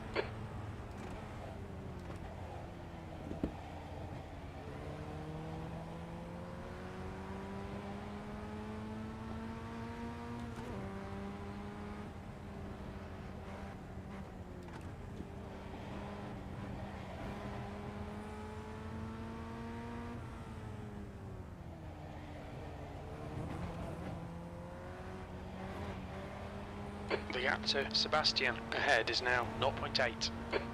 Just 2 minutes left, 2 minutes to go.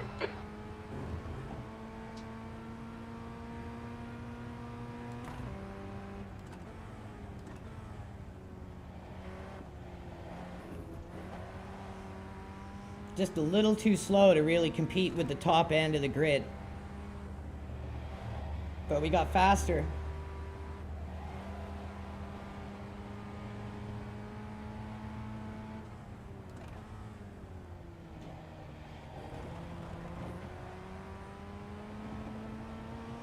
I also feel like we're getting better at driving close proximity with these things as well, and trying to fight for position, but do it safe, obviously. I think this will be the last lap. Just done it on 30.1.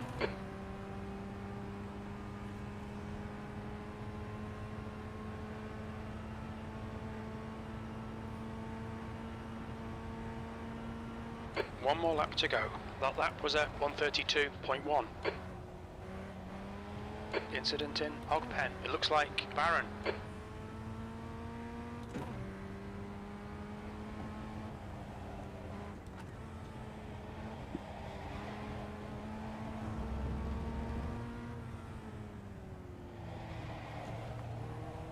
I'm wondering if I need to go down to first more. John's car number 4 is now in the lead. Could be something like that, where we're just not using first gear enough.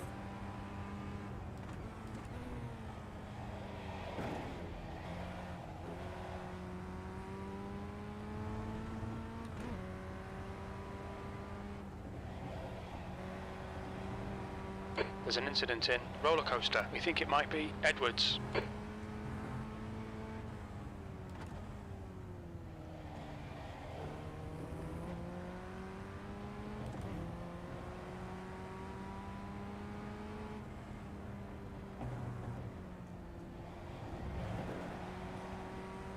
Zero incident race. Lots of action. Drove our best. I'd say I'm proud of that result, considering the strength of field.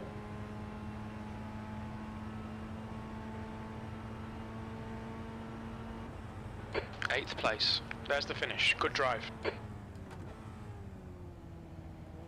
That should give us some really good safety rating to make sure we get as much as possible.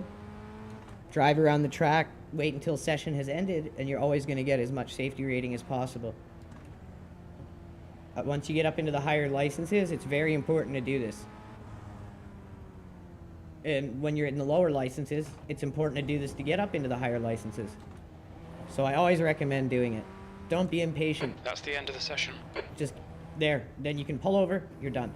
And that just ensures you're going to get as much as possible.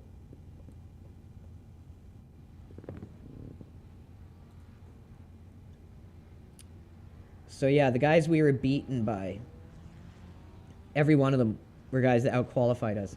So we need to get our average down. Like a 131 looks pretty common. So we need to try to hit a 131 in that. And then we can raise our competitiveness in the grid.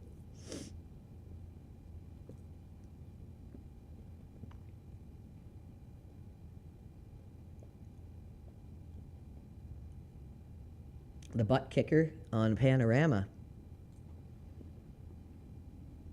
The Pandorama.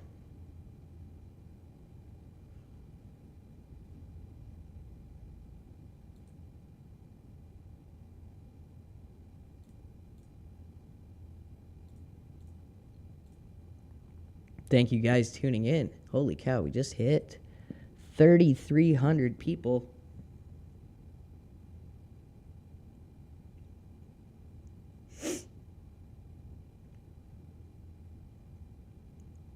If you guys tuning in can hit the like, hit the repost, go to our YouTube, watch it there. If you just put it on in the background, it helps us a ton with our watch hours. Check out our new sponsor, MindLab Pro. Link is in chat. If you're on YouTube, link is in the description. August West, what's up? Lisa from Idaho. Kiyochi Miyogo, Lisa Pedersen, Meh, Ian Vekmanis. Thank you all for tuning in, guys. Just getting into a GR Cup race on Mount Panorama.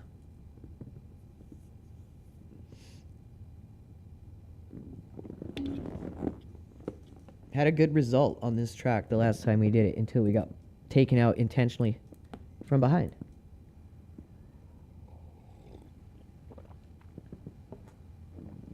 Oh my God.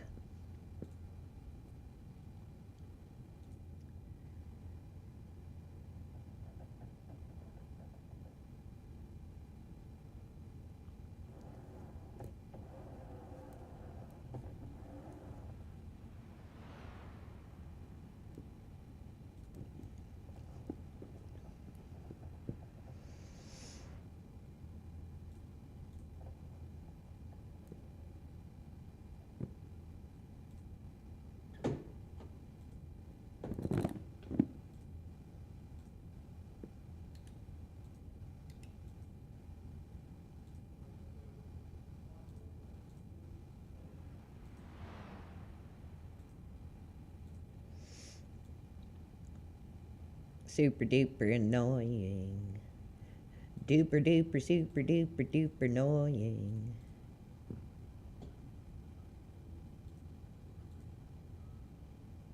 Better get the windshield wiper toggle set for this one. Just in case.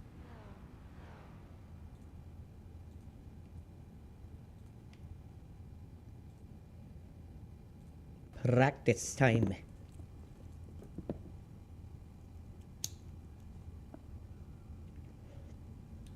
Pit lane speed limit is 50 kilometers per hour. So we got a 1% chance of precipitation, otherwise known as the wet stuff. Track's clear. Push, push, push.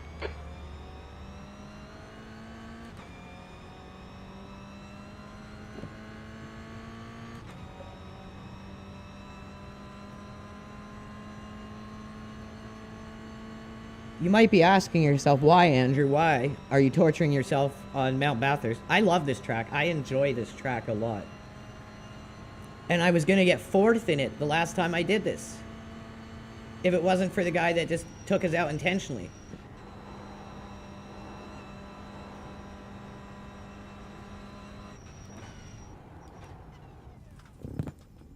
So let's get in the race. If I remember correctly, we had a setup for this.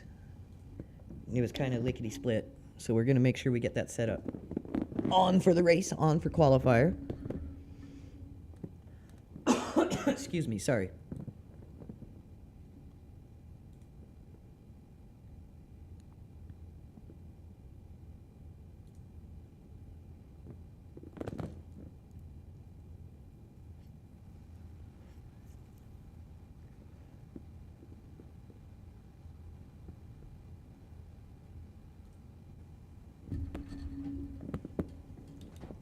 Two minutes to go, 2 minutes. I'll use that. Pit limiter. Your exit looks clear. Stay behind the line. Every time I have it, I'm like annoyed by it. And when I don't have it, I curse God. Oh shit! It probably didn't auto-load my setup. We gotta make sure. No, it didn't. Or is this fixed? This is fixed. It's the production car challenge we have the setup for. I'm almost positive of it. Yeah, it won't even let us go in.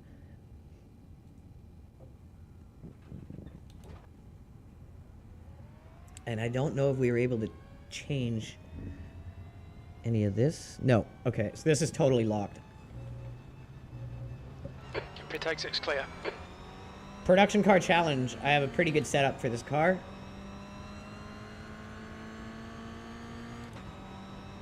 I love this car. I always tell anyone who's getting into iRacing, use this as a learning base for GTs. It's got very much the same driving patterns as a GT car, but slower.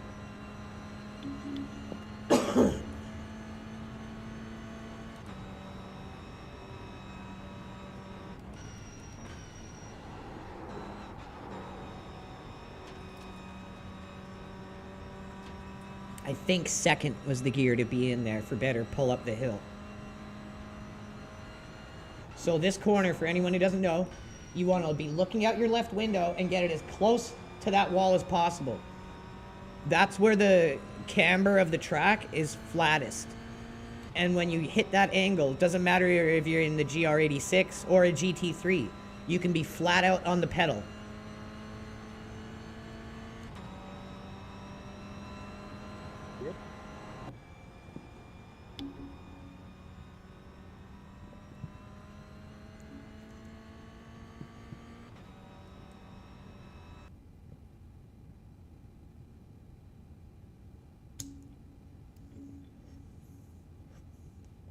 All right, let's stomp out our best qualifier. What about the weather report there, Jim? We're looking clean. We can just focus on racing.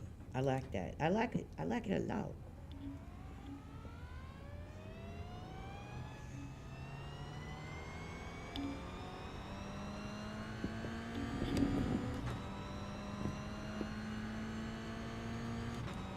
So if you guys didn't watch early on in the stream, make sure you watch back from the very beginning. We ended up in a race with one of our fellow team members, LRG Jesus, and he was doing so good, man. Qualified P2 with an insane lap time. And yeah, we had a great race together. We were about to get 5th and 6th. He was up in 5th, I was in 6th. And then he had an accident going up the hill trying to avoid a wreck. But insane good race, tons of fun. The track temperature's decreasing. It's now 22 Celsius. Make sure you guys head over to his stream at Twitch and follow him.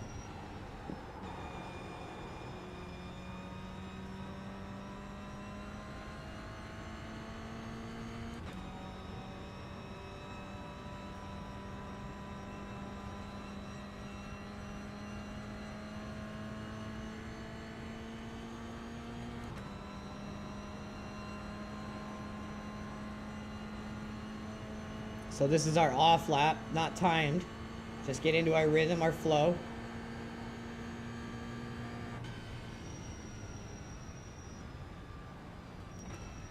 The reason why this is a good car to drive on this track, the way it is stylized like a slow GT car, it basically gives you the ability to learn how to drive Bathurst in a GT, but kind of slowed down.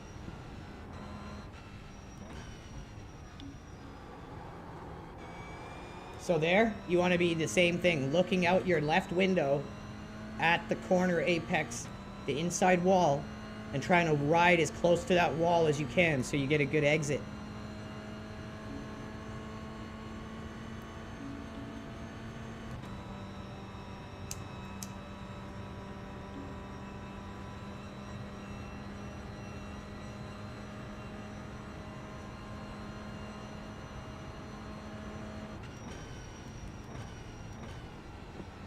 Cut as close to the inside there and stay committed to the turn until you're sure you're through it.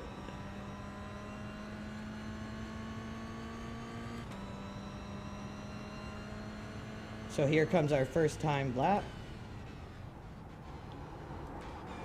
Get a good as run of it as possible.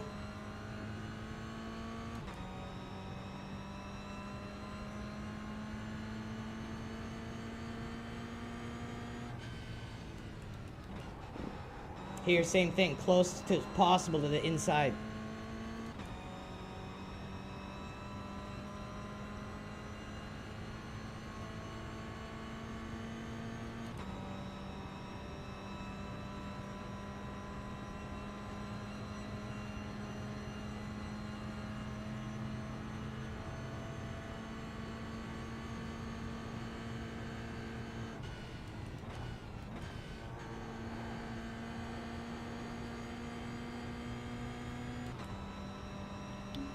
Excuse me, sorry.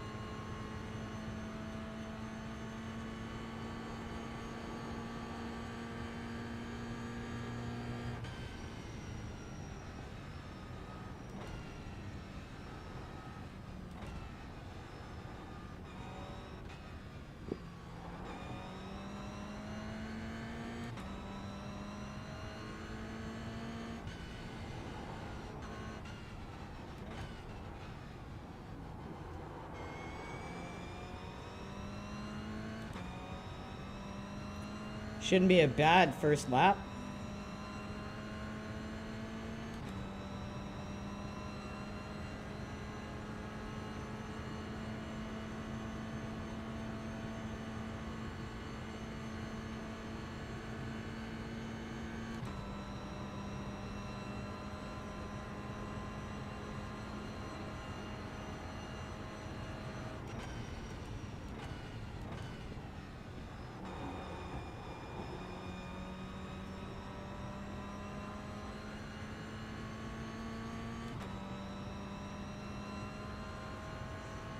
The leader has just done a 235.92.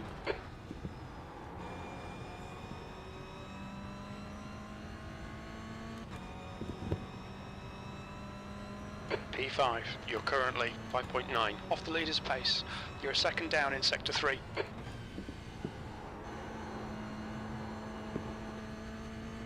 Don't know if we'll have enough time for another lap, but we'll give it our best shot. Not a bad start for a qualifier. I think it's about a grid of 20 cars here. So I'm wondering if going down to second here is going down too low in speed.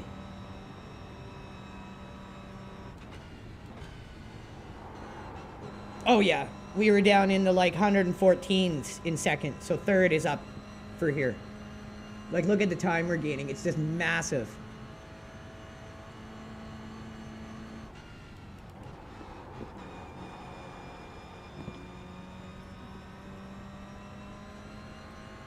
You're a second off in sector 1.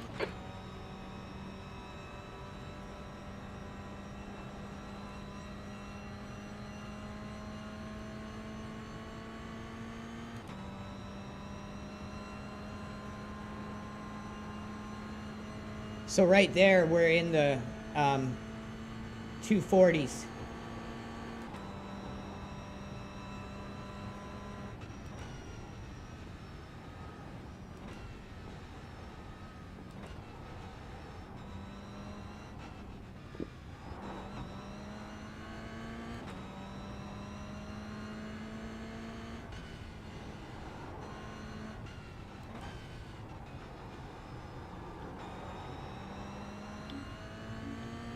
Now we're in the 239s. So even if we don't complete this lap, 1.8 off the pace. we're gonna know we're in about the 239 range now that we figured the gearing out a little better.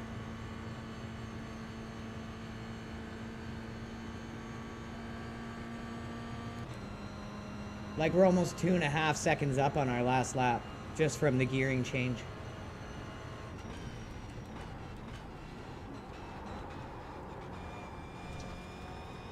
Oh, we were so close to finishing too. Almost 3 seconds up. So we would be at about a 238. So that'll make us competitive up to 5th out of 20 if we can just survive.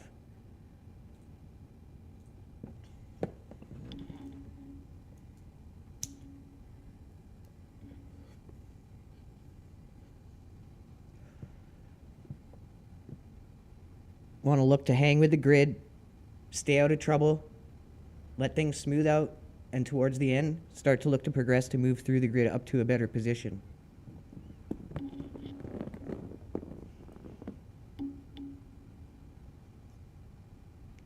If you guys tuning in haven't yet hit the repost and the like, make sure you hit those two for us. Repost this, like it. Check out our new sponsor, MindLab Pro. You guys are going to love them. Everyone's attention span, ability to focus, concentrate, hold a thought, it's all under attack right now. You all know that.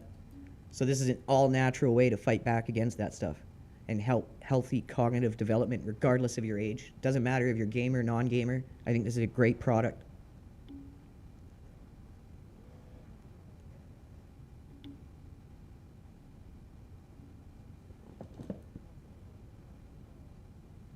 The link is in chat. The link is in the description of our YouTube stream.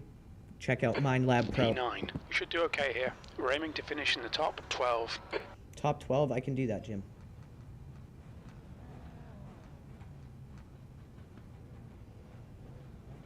Okay, rolling start. Stay behind Edwards in the left column.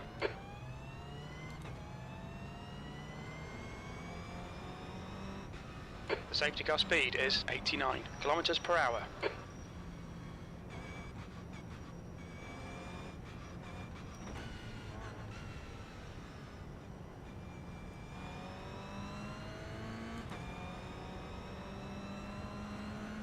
Catch up to Edwards. Excuse me. All right, Andrew, get ready.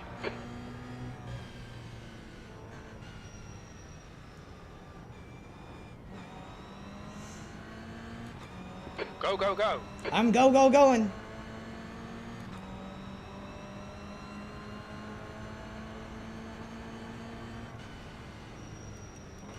Car right.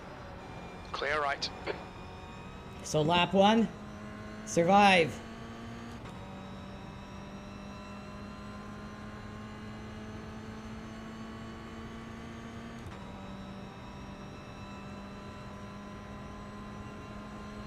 The car in front is you, car number 1, C license. It's me? Whoa. That's trippy shit.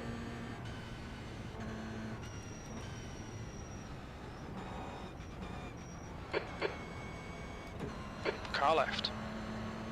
Lost a bunch of Hold your momentum. line. Still there. Hold your line. He's still there. Clear left. We had to make sure Guy we in front survived that is incident. Castro, car number 11. B Oh, Fidel license. Castro's in front of us now. I just saw smoke. We saw cars hitting walls, cars slowing down. We had to make sure to survive and not just run through someone.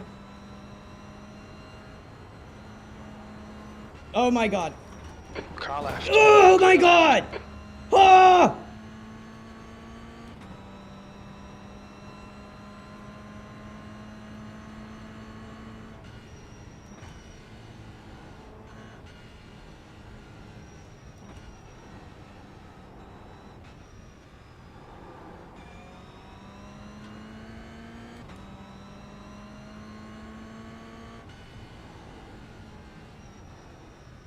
We think P6 has gone off in Forest's elbow.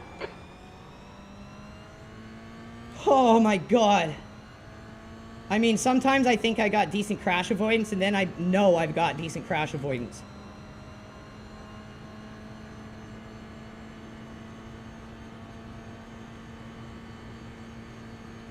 The gap to P5 ahead is now 0.9. Okay, so with how everything is panned out here, we've survived lap 1, we're in a decent spot, lots of the race left.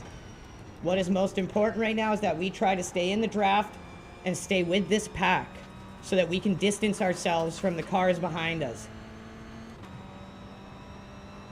Left side. Still there. Left side. Still there. Clear left. There's an incident in Murray's Corner. It looks like it's Castro. Okay, Andrew. The next car is Sketchy. Carano. Car number 3. D license. P5. Okay, now we want to settle into a rhythm for the next 12 minutes. Stay clean. Stay in this guy's draft if we can catch up a bit up this hill. We're usually quick up the hill and down.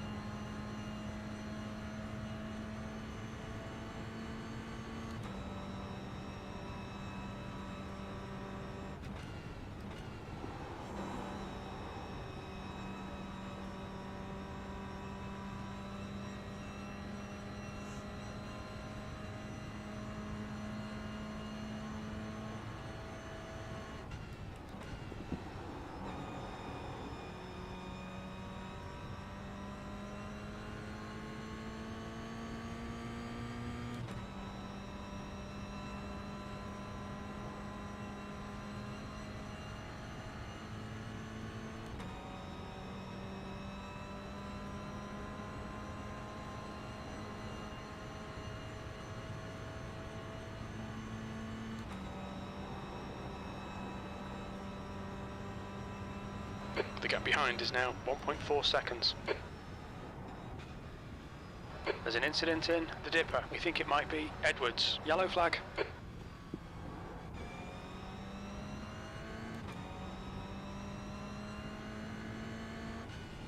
There's an incident in Forest's elbow. It looks like Matthews. Thank you.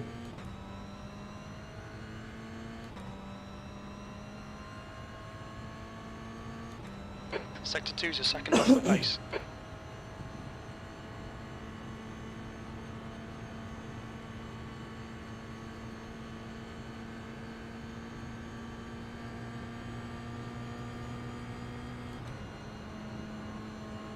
You've got 10 minutes left, 10 minutes to go.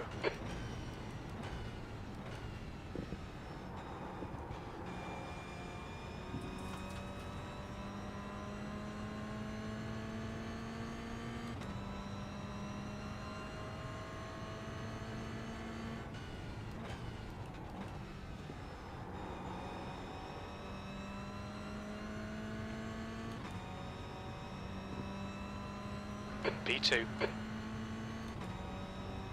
Sector 3 is a 10th off the pace.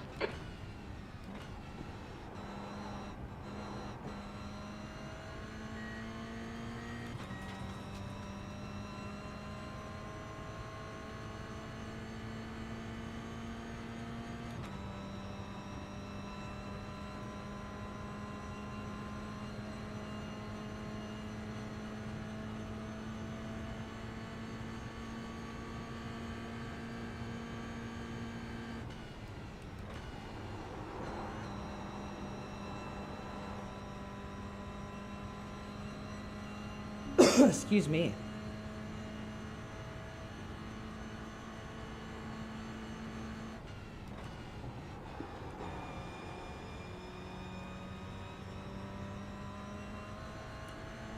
Sector 1 is 0.40 off the pace. So our sector 1 is good. We're tight there.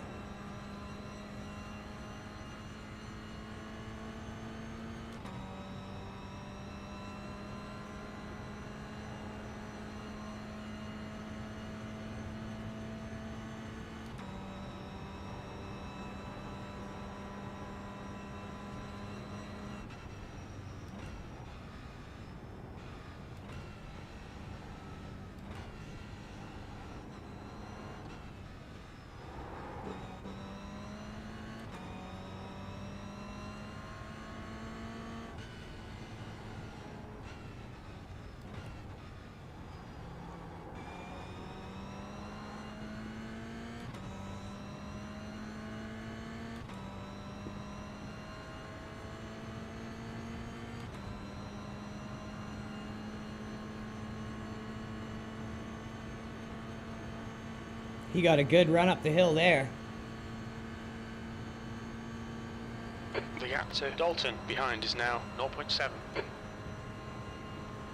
What are you doing? You turned it on. Turned it on, buddy.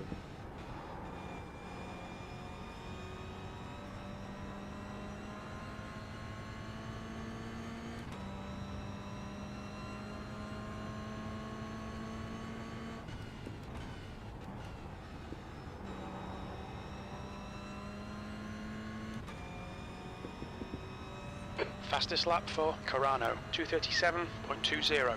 You're halfway home, got plenty of fuel. That lap was a 238.59. That's your quickest lap in this session. Excuse me.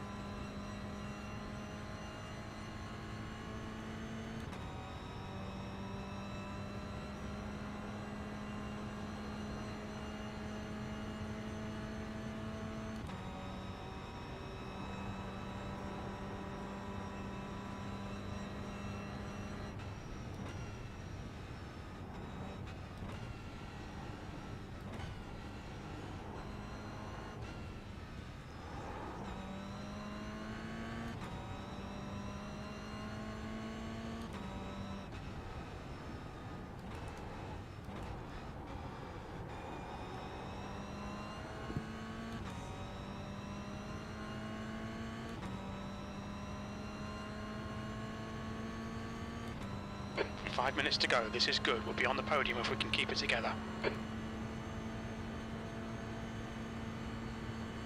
I don't think that guy's fast enough on the back half of the track to even think about trying to pass this. It's going to be chaos for him.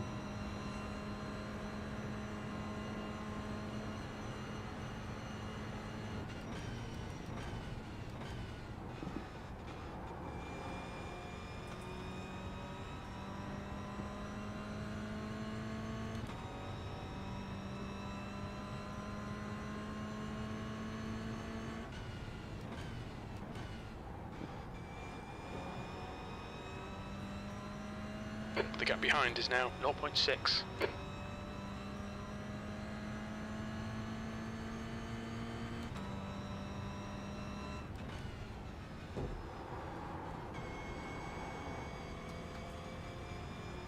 Fastest lap for Performer, 236.79. That's a new fastest lap for Vessel, 235.32. On your right. You're really not that fast through the mountain section, Dalton. Compared to me, it's going to be chaos if you pass me, dude. Right side's clear. Hey, Owen, I'm gonna pull right. You can just take it, man.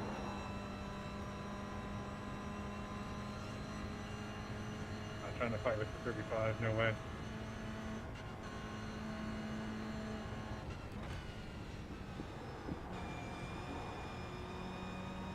Let's see if he can do it. If he does, good on him. Thank you. The guy in front is Dalton, car number 19, C license. Yeah, I figure it's safer for both of us that way.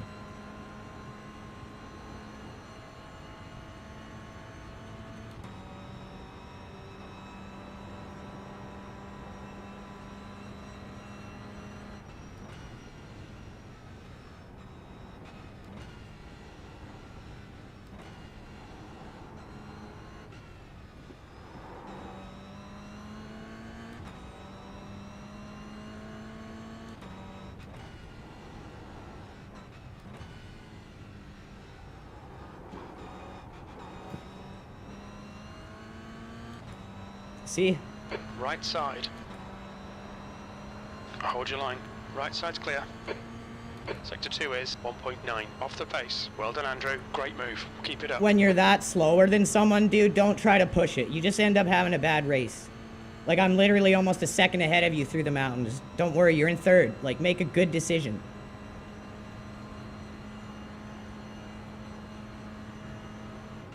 That's 2 minutes left. 2 minutes.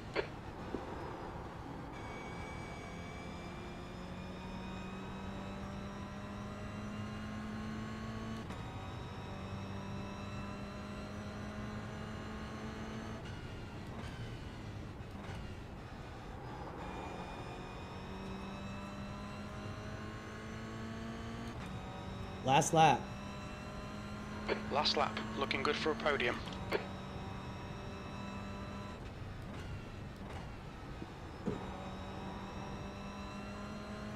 New fastest lap for Vessel, 234.53.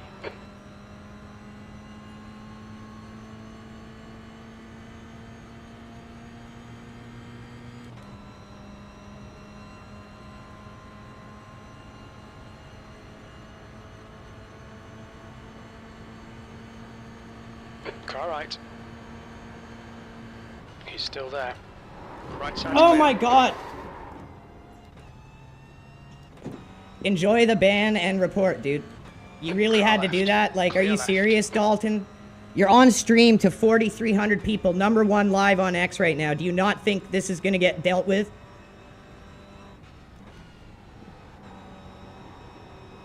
Did you say on X? Yeah, we're the #2 live stream on X every day. We have Steve Meyer's Iracing support watching us. You can go look right now, like, I'm not shitting you. And Dalton just inted me out of his way. Last lap. So yeah, he's gonna be taking a vacation.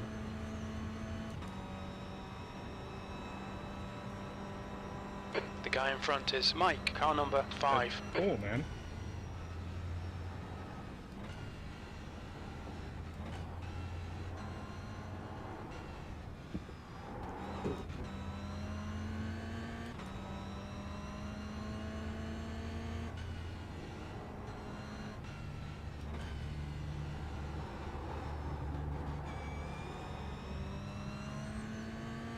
Remember this race, Dalton. Eric Dalton, number 19. Remember this race, okay? I want you to go on X after. You're going to watch me report you. And I'm going to teach everyone how to file reports that you get about 95% back punished.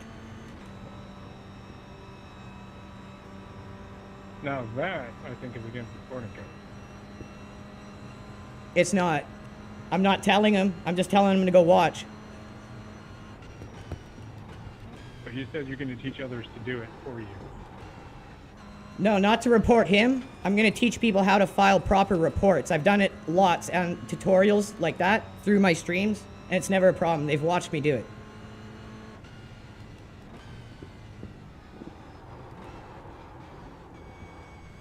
I'm not saying go and do it to him. I'm just going to show you guys how to file proper reports. P4, and there's the finish. Good result, mate. Well done. That's the end of the session. It's GRs at Baptist, buddy. Calm down. See, that's the problem, is people like you don't report, and that's what iRacing depends on, so that's why the community's so toxic. So stop trying to be like edgy teenager, cooling, oh, I don't care, so don't care, it's cool. Like, grow up, man.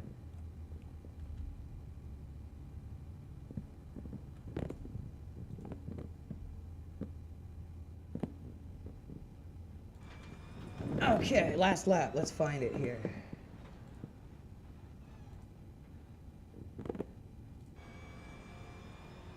So again, I'll show you guys how you do this to file a proper report. You want to get an exterior view of the incident, okay?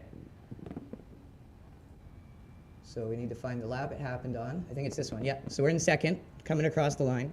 So you want to get an exterior view. But if you only do an exterior view, it's going to be very hard for iRacing to determine culpability, intent, anything like that. So you need to put it in context. So by putting it in context, they're able to now see we're on the last white flag lap, right? This is where you want to start the clip. So this is how you get the first bit where you're going to kind of show the lead up to it. Then you can show the intent by going to his cockpit view. Usually if you pair these two things together, you're going to get about a 95% return on your reports that they get disciplined. Like, look, he could have just backed off. Boom. So, Eric Dalton, so now He could have slowed down a little bit, but realistically, you could maneuvered yourself there. Yeah, I looked at it too. He was there. I mean, he kind of backed out, but the spotter would have never called clear on that. Right. Yeah. So this is what I'm telling you guys about. What this is, I've reported before. They will purposely put their car in a position where you turn into them and they pit you. This is always going to get a report back as punished. I'm telling you. I've done it like 100 times. I don't tolerate this shit. Every stream, I go through every freaking report and do this. It's not like you're in Canada. Are you in Canada? I'm in Canada, dude. It's $20 a track, $20 a car, $20 a month subscription. I don't have time to deal with little kids like this, okay?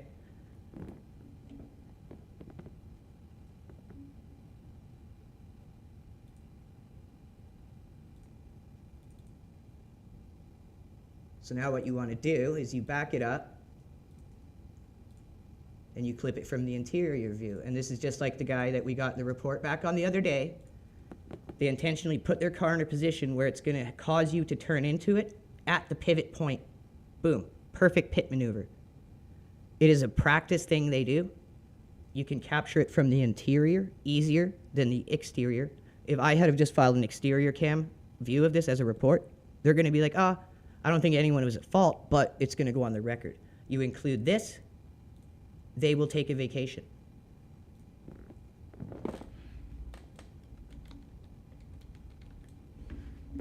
Oh, Eric Dalton too.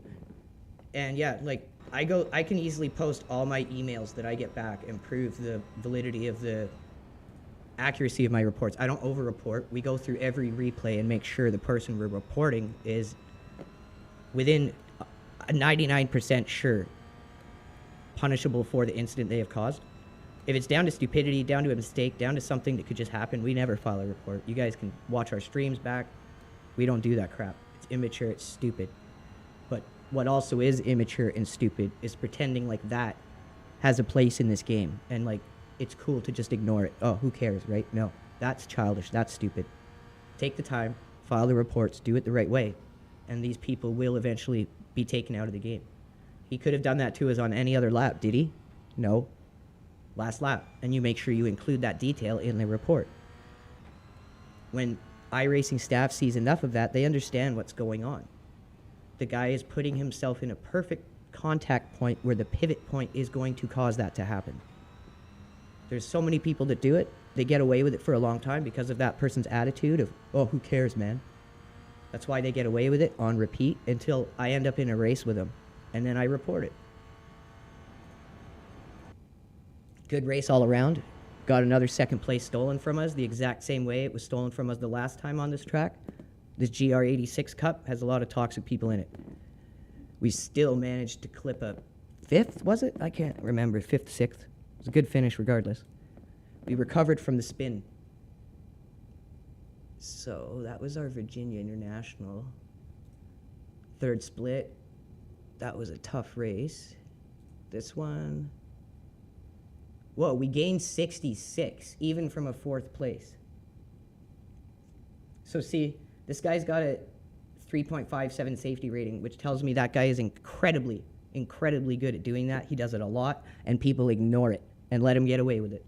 And that is why that attitude that that person just displayed in game is so fucking toxic. Like, we're not in the year 1999 or like the year 2000 anymore. We're like angsty grunge teenager. Oh, who cares, man? You know, life just doesn't matter. Who cares? That's not cool anymore, dude. It never fucking was. Grow up. Give a shit about things. Be passionate about things. Be invested in things you care about. Stand up for what you believe in. Fuck that attitude. And if you're watching the stream, go fucking do something with your life and grow up, dude. Seriously. Learn to give a shit. So let's do some Tsukuba in the MX. Oh, I wonder if we've got our team livery. Oh, I'm going to definitely make sure we've got our MX team livery set, which I don't think we do.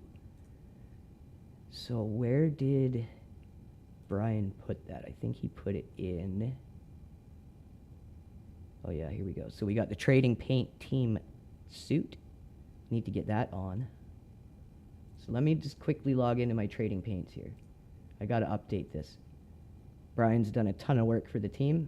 Chris has done a ton of work for the team. And we got to represent. We got our team livery looking great with our Mind Lab Pro sponsorship logo on it. Like, that is so cool. So we've got it. It says racing this paint. Okay, so now I want to make sure we've got the MX-5, baby. Where is she? Where is she? Where is she? Oh, and he's got the F4, but I don't own the F4. Is this the MX-5?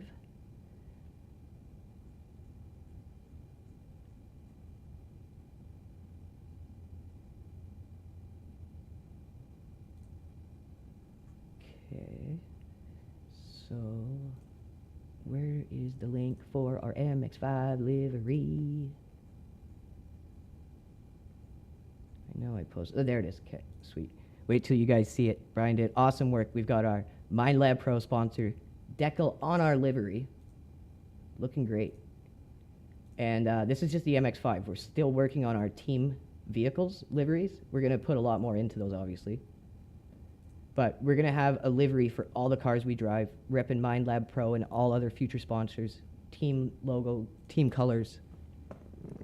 So, huge shout out to Brian, Chris, our livery crew. Huge shout out to Martin, our Mind Lab Pro rep.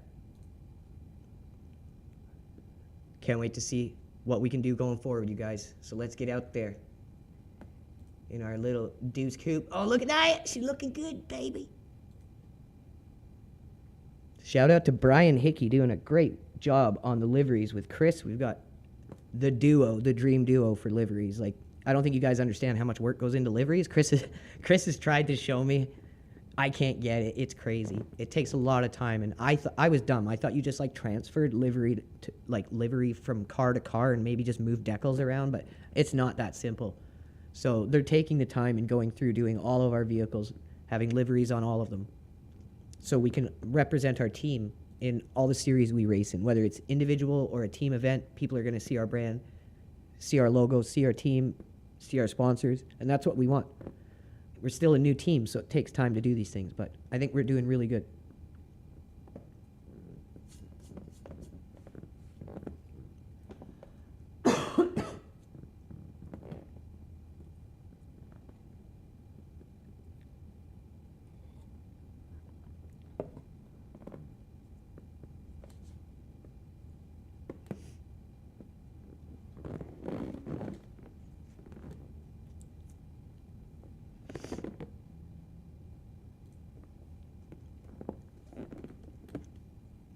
It's something I get incredibly frustrated with because I've been online gaming since I was 12 years old. I'm 38. Turning 38 this March, actually. I've never done something like that to someone. I was just raised better, raised different. And this whole attitude of like, oh, who cares, man? It's just so fucking childish and annoying to run into because if people cared more, like say 5% of people just gave a little bit of a shit more, it would be a much better experience in this game for the premium that we're paying. But people are A, afraid to file reports because they think they're going to get in trouble for it. B, they think nothing's going to happen or have had nothing happen in the past. So you can't fully blame people for developing that attitude. But at the same time, it's time to stop it.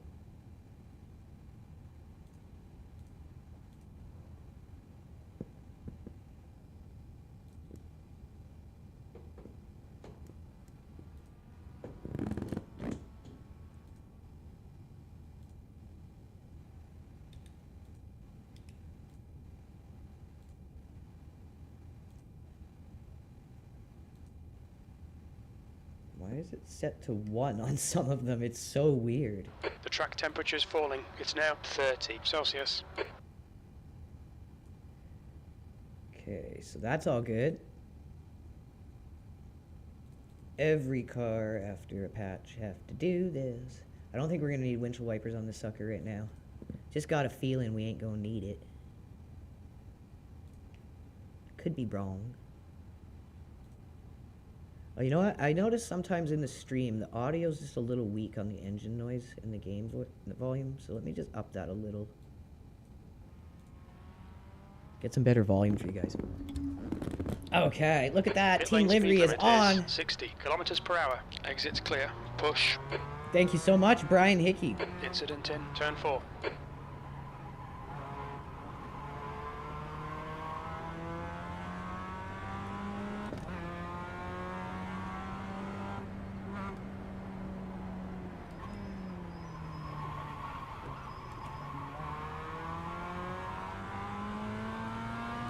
This is a track car combo we definitely still need to learn.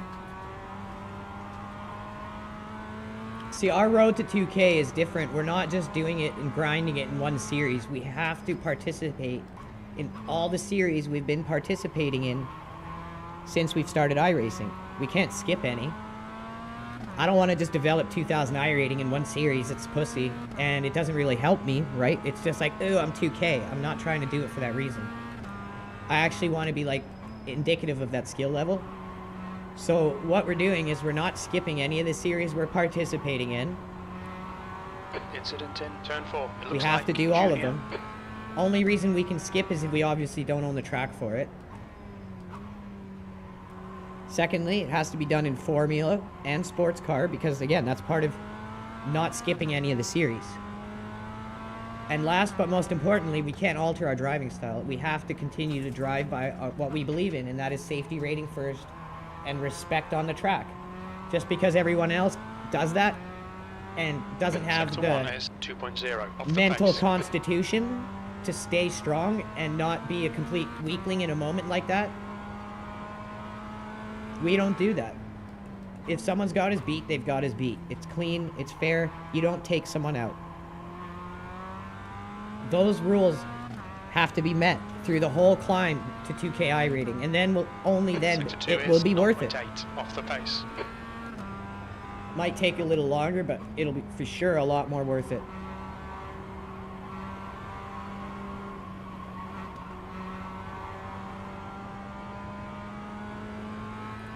So when we're pushing, I think we do about a 102 on this track. Sector 3 is 2/10 off the pace. See if we can put out a good lap here.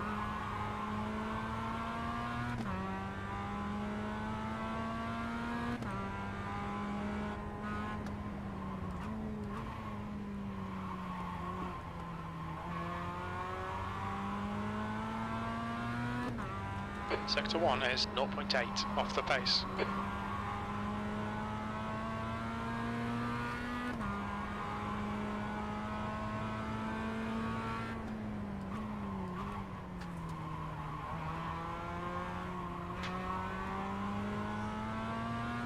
There's an incident in turn 9. Sector 2 is 0.45 off the pace. Okay, so we're pretty good in Sector 2. Just need to get the apex point for that corner so we don't end up having to let off. There's an incident in turn 6. We think it might be cave-in. There's an incident in turn 1 on your right.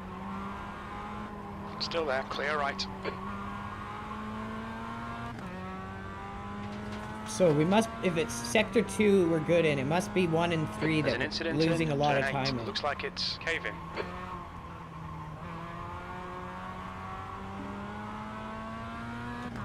Sector 1 is 0.9 off the pace. So it's all Sector 3 we're losing time in. So that's got to be down to gear selection.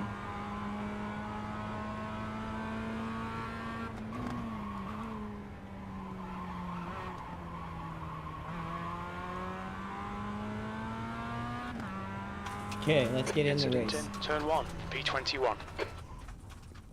So we Sector just 2 need to is figure out Sector 0.8 3 there. off the pace. Starting to feel the rhythm in the track for the most part. All right, I'll be right back. I'm just going to use the bathroom, guys. Make sure you hit that like, hit that repost. We are at 4,300 people in 3 hours. Yeah, holy cow. Thank you, guys. Every time we do this, we get a better result. Make sure you head over onto our sponsor's website. Check them out. Mind Lab Pro, all natural nootropic sponsor of our team. We use their product going into the Sebring 12-hour endurance coming up. You guys are going to get to see their product on full display. I'm quite interested to see the advantages it gives us, how it helps us with concentration, focus, attention span over the long term and under stress. I'll be right back, guys.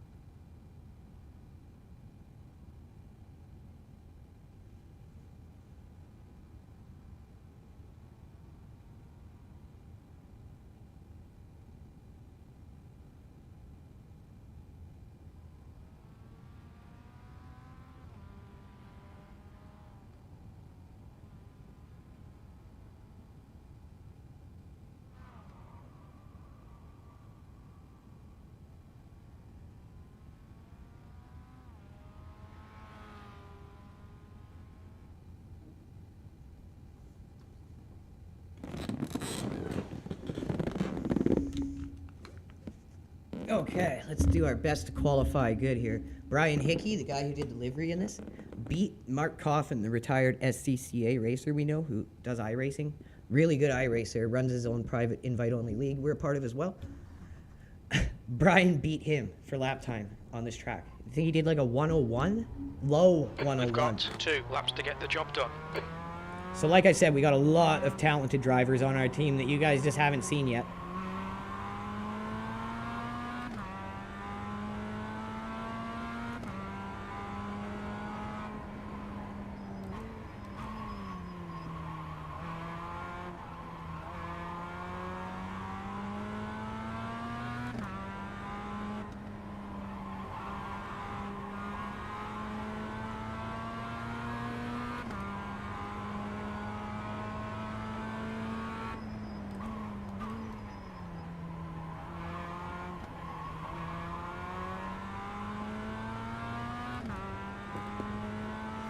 Get our flow down and our off lap here.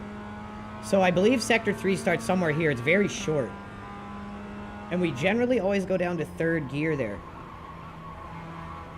And we always miss the apex.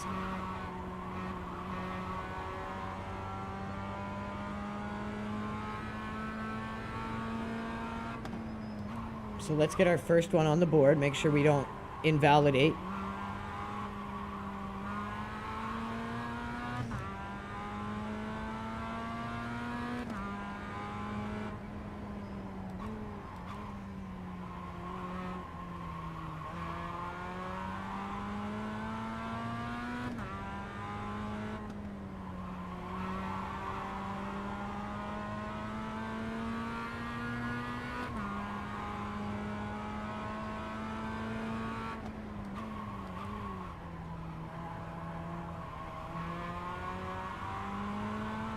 So I think our low speeds there is probably too low.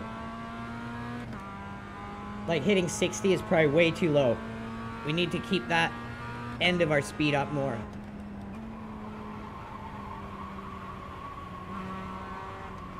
The leader has just done a 103.64.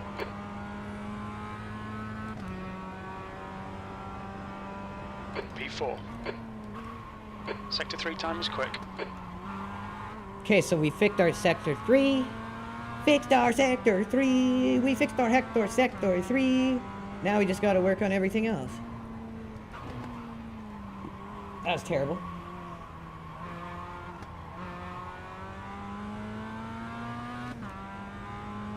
Sector 1 is 0.9 off the pace.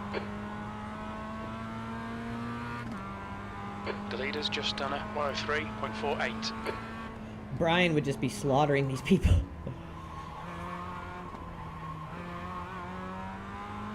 Crazy thing is, he's fairly new to iRacing, but he was a big-time Gran Turismo 7 player. Sector 2 is 0.43 off the pace. And he's got pace. And we've been helping him put it all together, and he's turned it into a finely tuned weapon.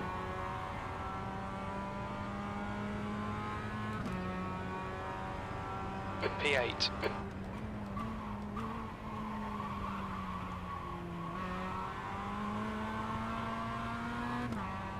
Let's see if we can't do better here while we're waiting. Remember, use up all the time you got. This is how you want to make sure you're getting the most safety rating possible. It calculates off an incident per corner basis. We don't need to brake there, I just figured that out.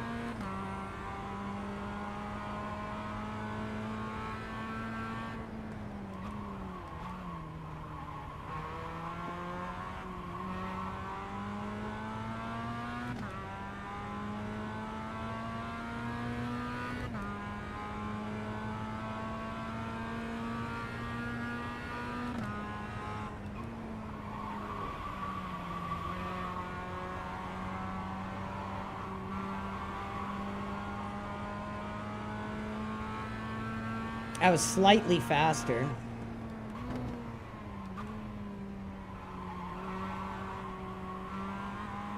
Okay, that's how we want to hit that corner. We go deeper in, lines up the exit better.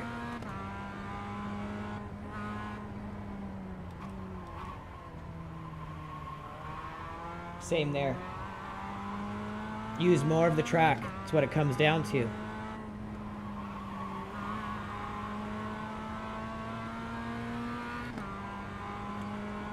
See if we can go three in a row here. Out more. Line up the exit better. So I think our line was off. We figured out the gearing the last time we did this one, I think. I think our line was slightly off there.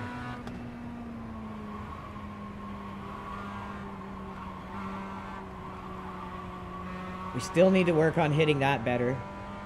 But I'd say we're getting slowly there with the rest of the track.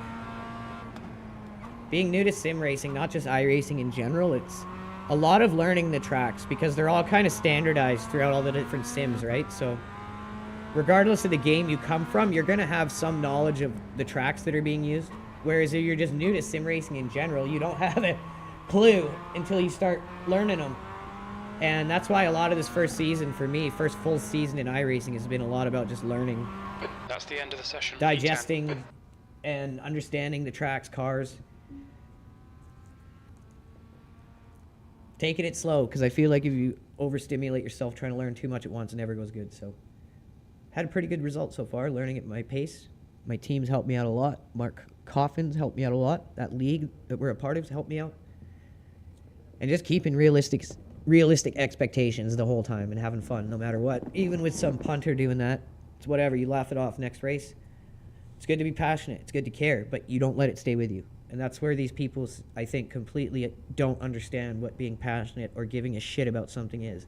Doesn't mean you let it drill into your head all day long. It's gone now. But in the moment, you give a damn and you do something about it. It's that simple.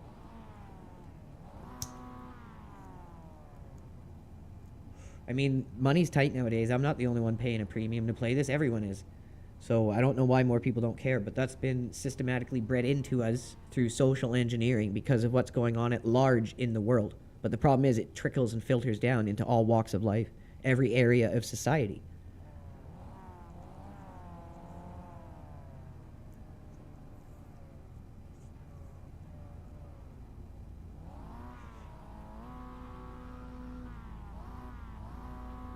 So the last time we've done this track, it's tight, it's cluttered. We got to look to stay out of trouble. Very difficult track to move through the grid in. Got to pick your moments.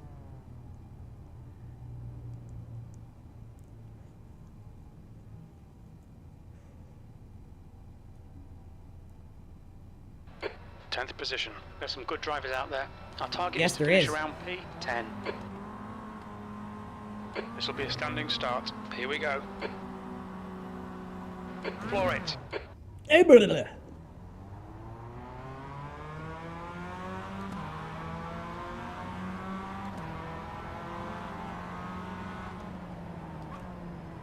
Car left.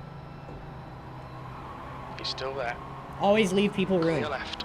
Don't pinch them. It's gonna cause wrecks. And it's fucking dirty.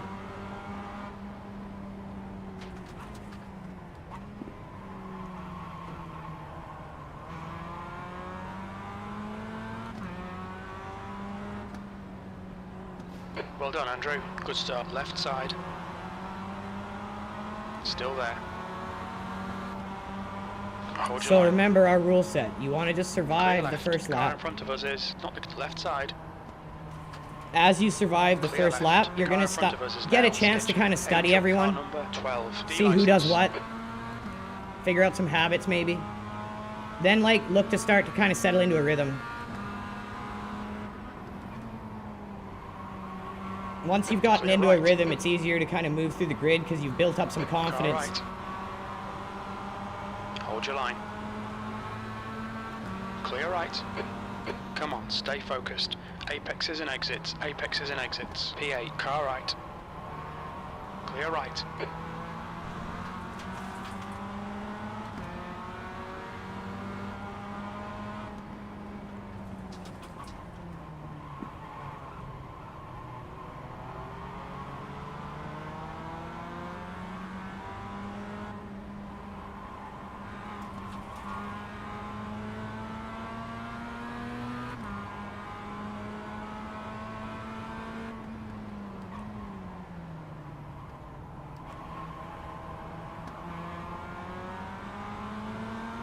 Good clean race so far. Okay, Andrew, 10 minutes to go. That's 10 minutes left.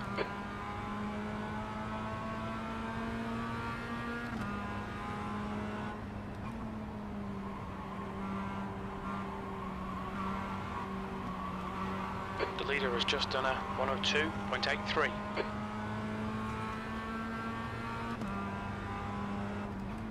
Use all the track, force him to find the gap. That was a 104.86. Oh my god. Incident in turn 1. It looks like Ribeiro. Yellow flag. Oh my god. Clear left, clear That's left. bad. That's a There's an meatball. incident in turn 2. We think That's it a might be meatballer. Carl. That's a meatballer. There's an incident in turn 3. It looks like it's Ribeiro. We'll need to pit for repairs. We've had the meatball flag. What happened there? So, what happened? Let's see. get a better angle here.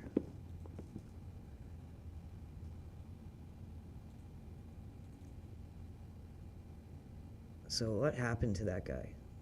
Because we can't really see it from that angle here.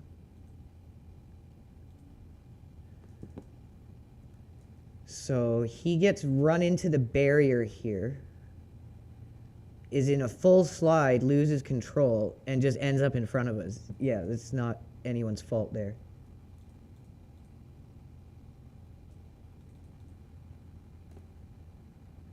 Henrique, you got launched off that barrier, dude. I watched the replay. You couldn't really be to blame there.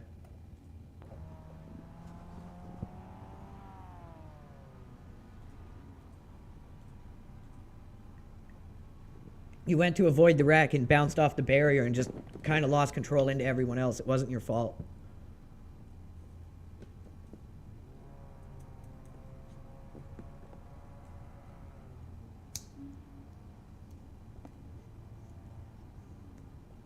See, that's a racing incident.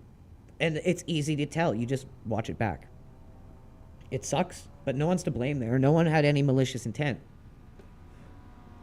This is why our reports are taken seriously with Iracing, because we don't screw around and be like, report that guy. 102.80. No, he didn't do anything. He got fucked just like we did. 102.77.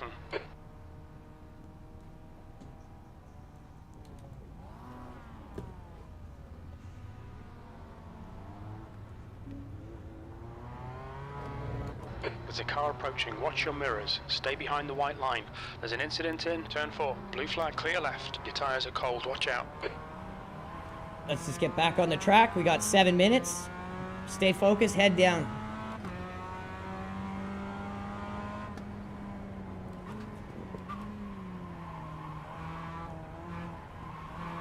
I think everyone who watches our stream now has got a pretty good idea of what's reportable and what isn't.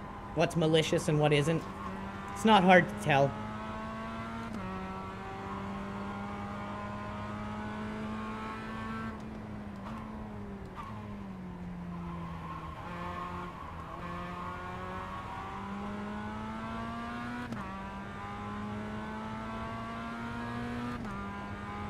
The problem is, like I was saying on this track, it's so small and tight that because that wreck happened, it ate up the entire road. And everyone was going too fast to brake there. It just happened. You couldn't really brake for it. So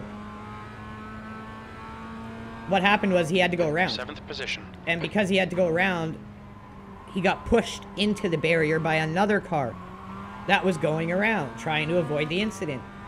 You can't blame A, B, or C there. It just happened. And that's where Iracing tries to discourage reporting, and I get it. But it's not the reporting that's the problem. It's the immaturity of your player base that would actually look to report people in something like that.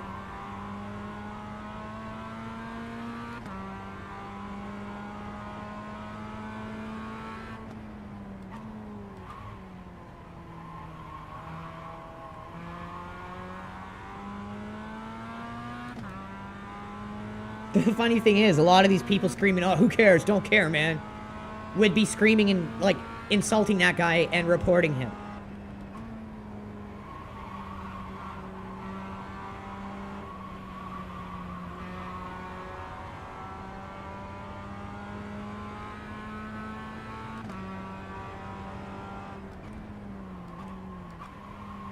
Okay, Andrew, 5 minutes to go, 5 minutes left. Nice and smooth, don't overdrive the car.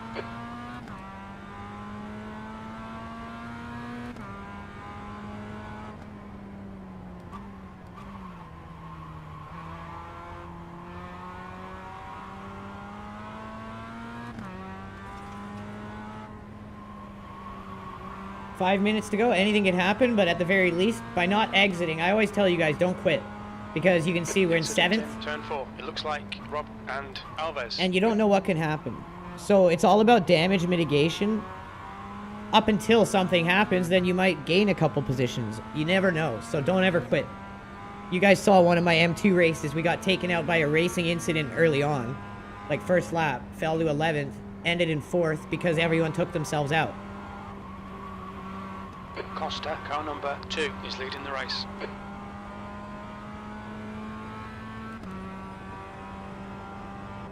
Alright, Andrew, that's half distance. You're looking good for fuel. That's your quickest lap. Still haven't really got the track car combo.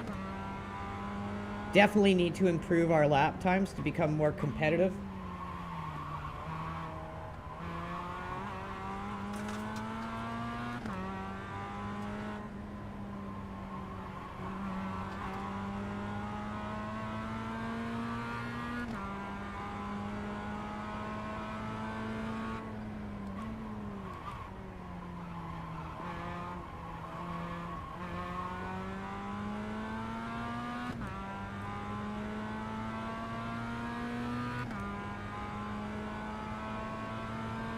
I see smoke.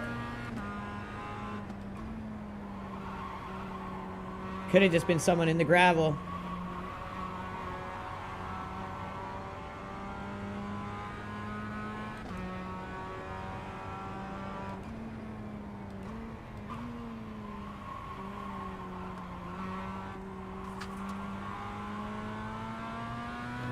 Like to really hit the high lap times, or sorry, low lap times that guys like on our team Brian are doing, you got to really carry your speed through this track, and it's not easy to do by design. So huge shout out to Brian, Mark Coffin.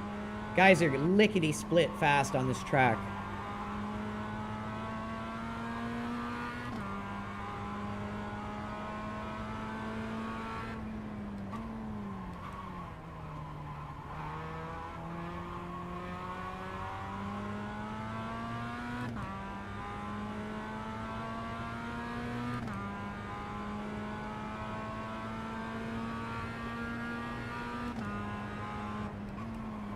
Just 2 minutes left, 2 minutes to go.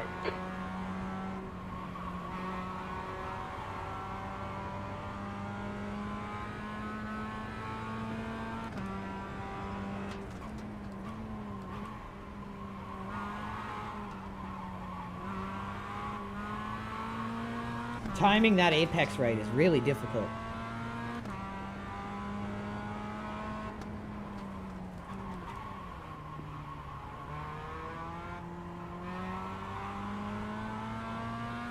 On all of them, it really is. Sector 1 is 1.3 off the pace. Definitely our worst sector is 1. No matter how much we seem to get the other ones down.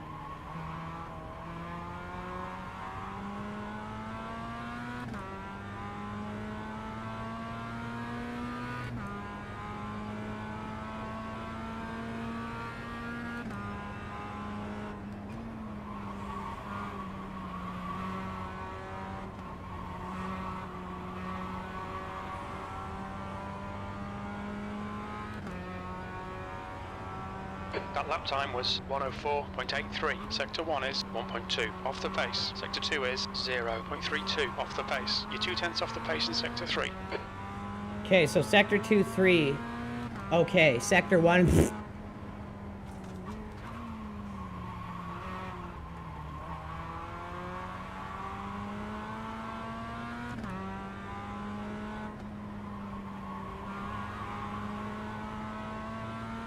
We need to tighten up sector 1 and then we become much more competitive.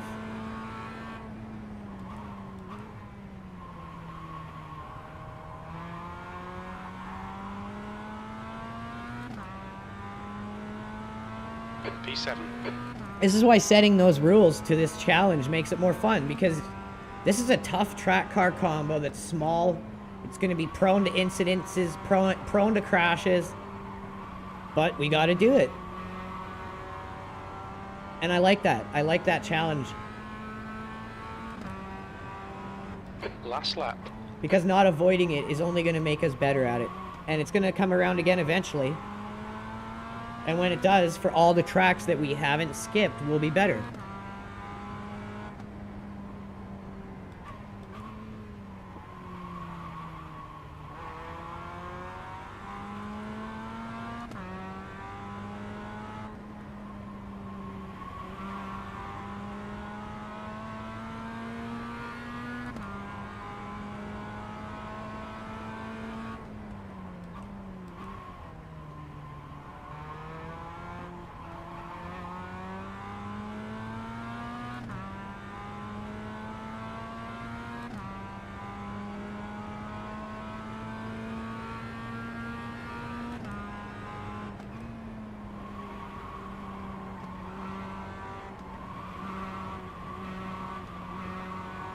That's where we lose our most time, I think. P7. Okay, that's the end. Good finish, mate. Well done. All right, so this is again where you want to use up all the remaining. It's only 50 seconds, but a license 4X is a lot more impactful than, say, a D or a C license 4X. So this is where, like, in these situations, having a higher license, making sure you drive out all the time, End of the session. might be not much, but it's going to help. Okay, so we got lucky there. Brought in a 7th place. Terrible racing incident. No one's fault. Just bad luck all around.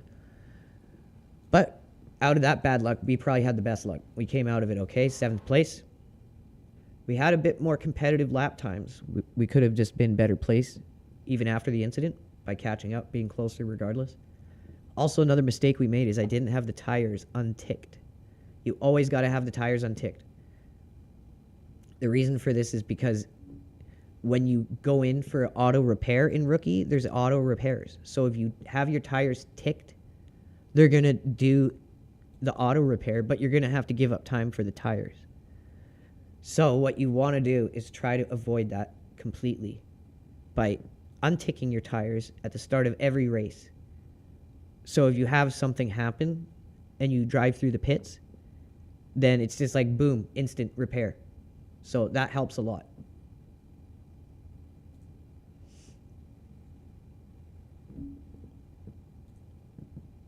So not only are we going to include the clips, but we're going to include the link to the stream so they can see it unfold in real time through the whole race of us telling the guy, being nice to him, saying, hey, you're like a lot slower than us through the mountain section. Like, you're in 3rd, I'm in 2nd. This is cool, right? Like, let's just keep it that way, but no. Wants to pit us for 2nd. So they're going to be able to watch that unfold. They're going to be able to see the entire incident within context. So that will help. Here we go again. Another guy doing a pit maneuver to get himself 2nd place instead of 3rd. Communicated with this guy the lap prior as he was much slower through the mountain section.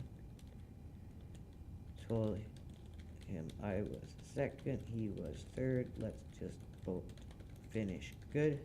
Out of all other laps, he was beside me and could have done this. He does it last lap, like always. The clips you see from me. This is a high SR rating driver. You can see how good he is at lining this up at the pivot point and fading back to make the contact the car perfectly to pit it out of the way. Here is the entire stream so you can watch it unfold. It was the 3rd race. Okay, so we're like 3 hours into the stream.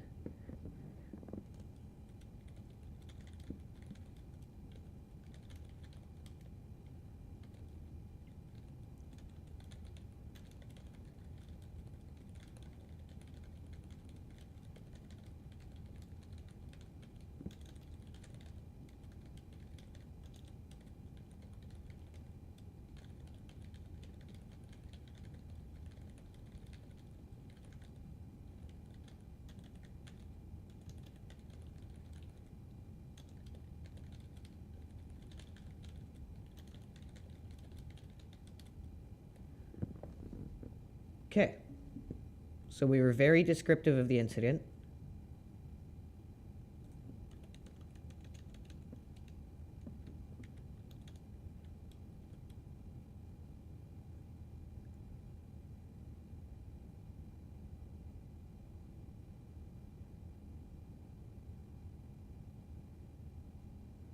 All right.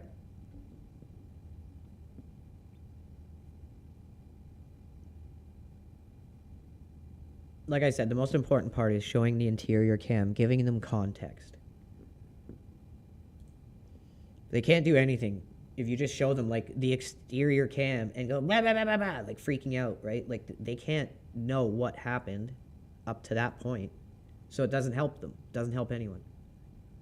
So did we miss those ones, the 230s? All right, it's 2:30. It's time for me to take trigger. I think, oh yeah, we had a definite gain today. So we went up. That's good. These are all the series we are holy shit, I made $4. All right. Anyways, what was I saying? Okay, so these are all the series we're participating in. So we can't skip any of these unless we don't own the track for it, right? Like that's the only reason we can skip it, which makes sense. But as we get more tracks, we won't be able to skip. That's the whole fun part about this, and it's why I'm putting myself under this pressure to make sure I'm improving as a driver and not just attaching a fastidious number to myself like, ooh, 2,000, right? Who cares? Anyways, we are going to be back this weekend with our CONSPIT 6-hour endurance. I will show you guys which one it is. So it is right here. Again, we've competed in all of these except the first one, I believe. Maybe the first and second. So we're going to be putting out the LMP2 team. I believe we're looking at a Sunday start time because we want to get Jesus in. So now that we're starting to get a bigger team, more members, it's not just always going to be Saturday. The reason why it was like that, because a lot of the time it was just Chris and myself and other North American drivers, but we're pulling in drivers from everywhere. So we want to make it so they can all be active in these races. So expect other time zone starts, other days, sometimes Friday, Saturday, Sunday. It will be one of those 3 days. All right, you guys, we will be back tomorrow either for practice prior to the event on Sunday or tomorrow the event itself, regardless of when we time it. Thank you guys so much for tuning in. I hope you all have a good rest of your day, and I will catch you back here tomorrow. Overall, in the green today. All good. Peace, guys. And don't forget, check out our sponsor, MindLab Pro.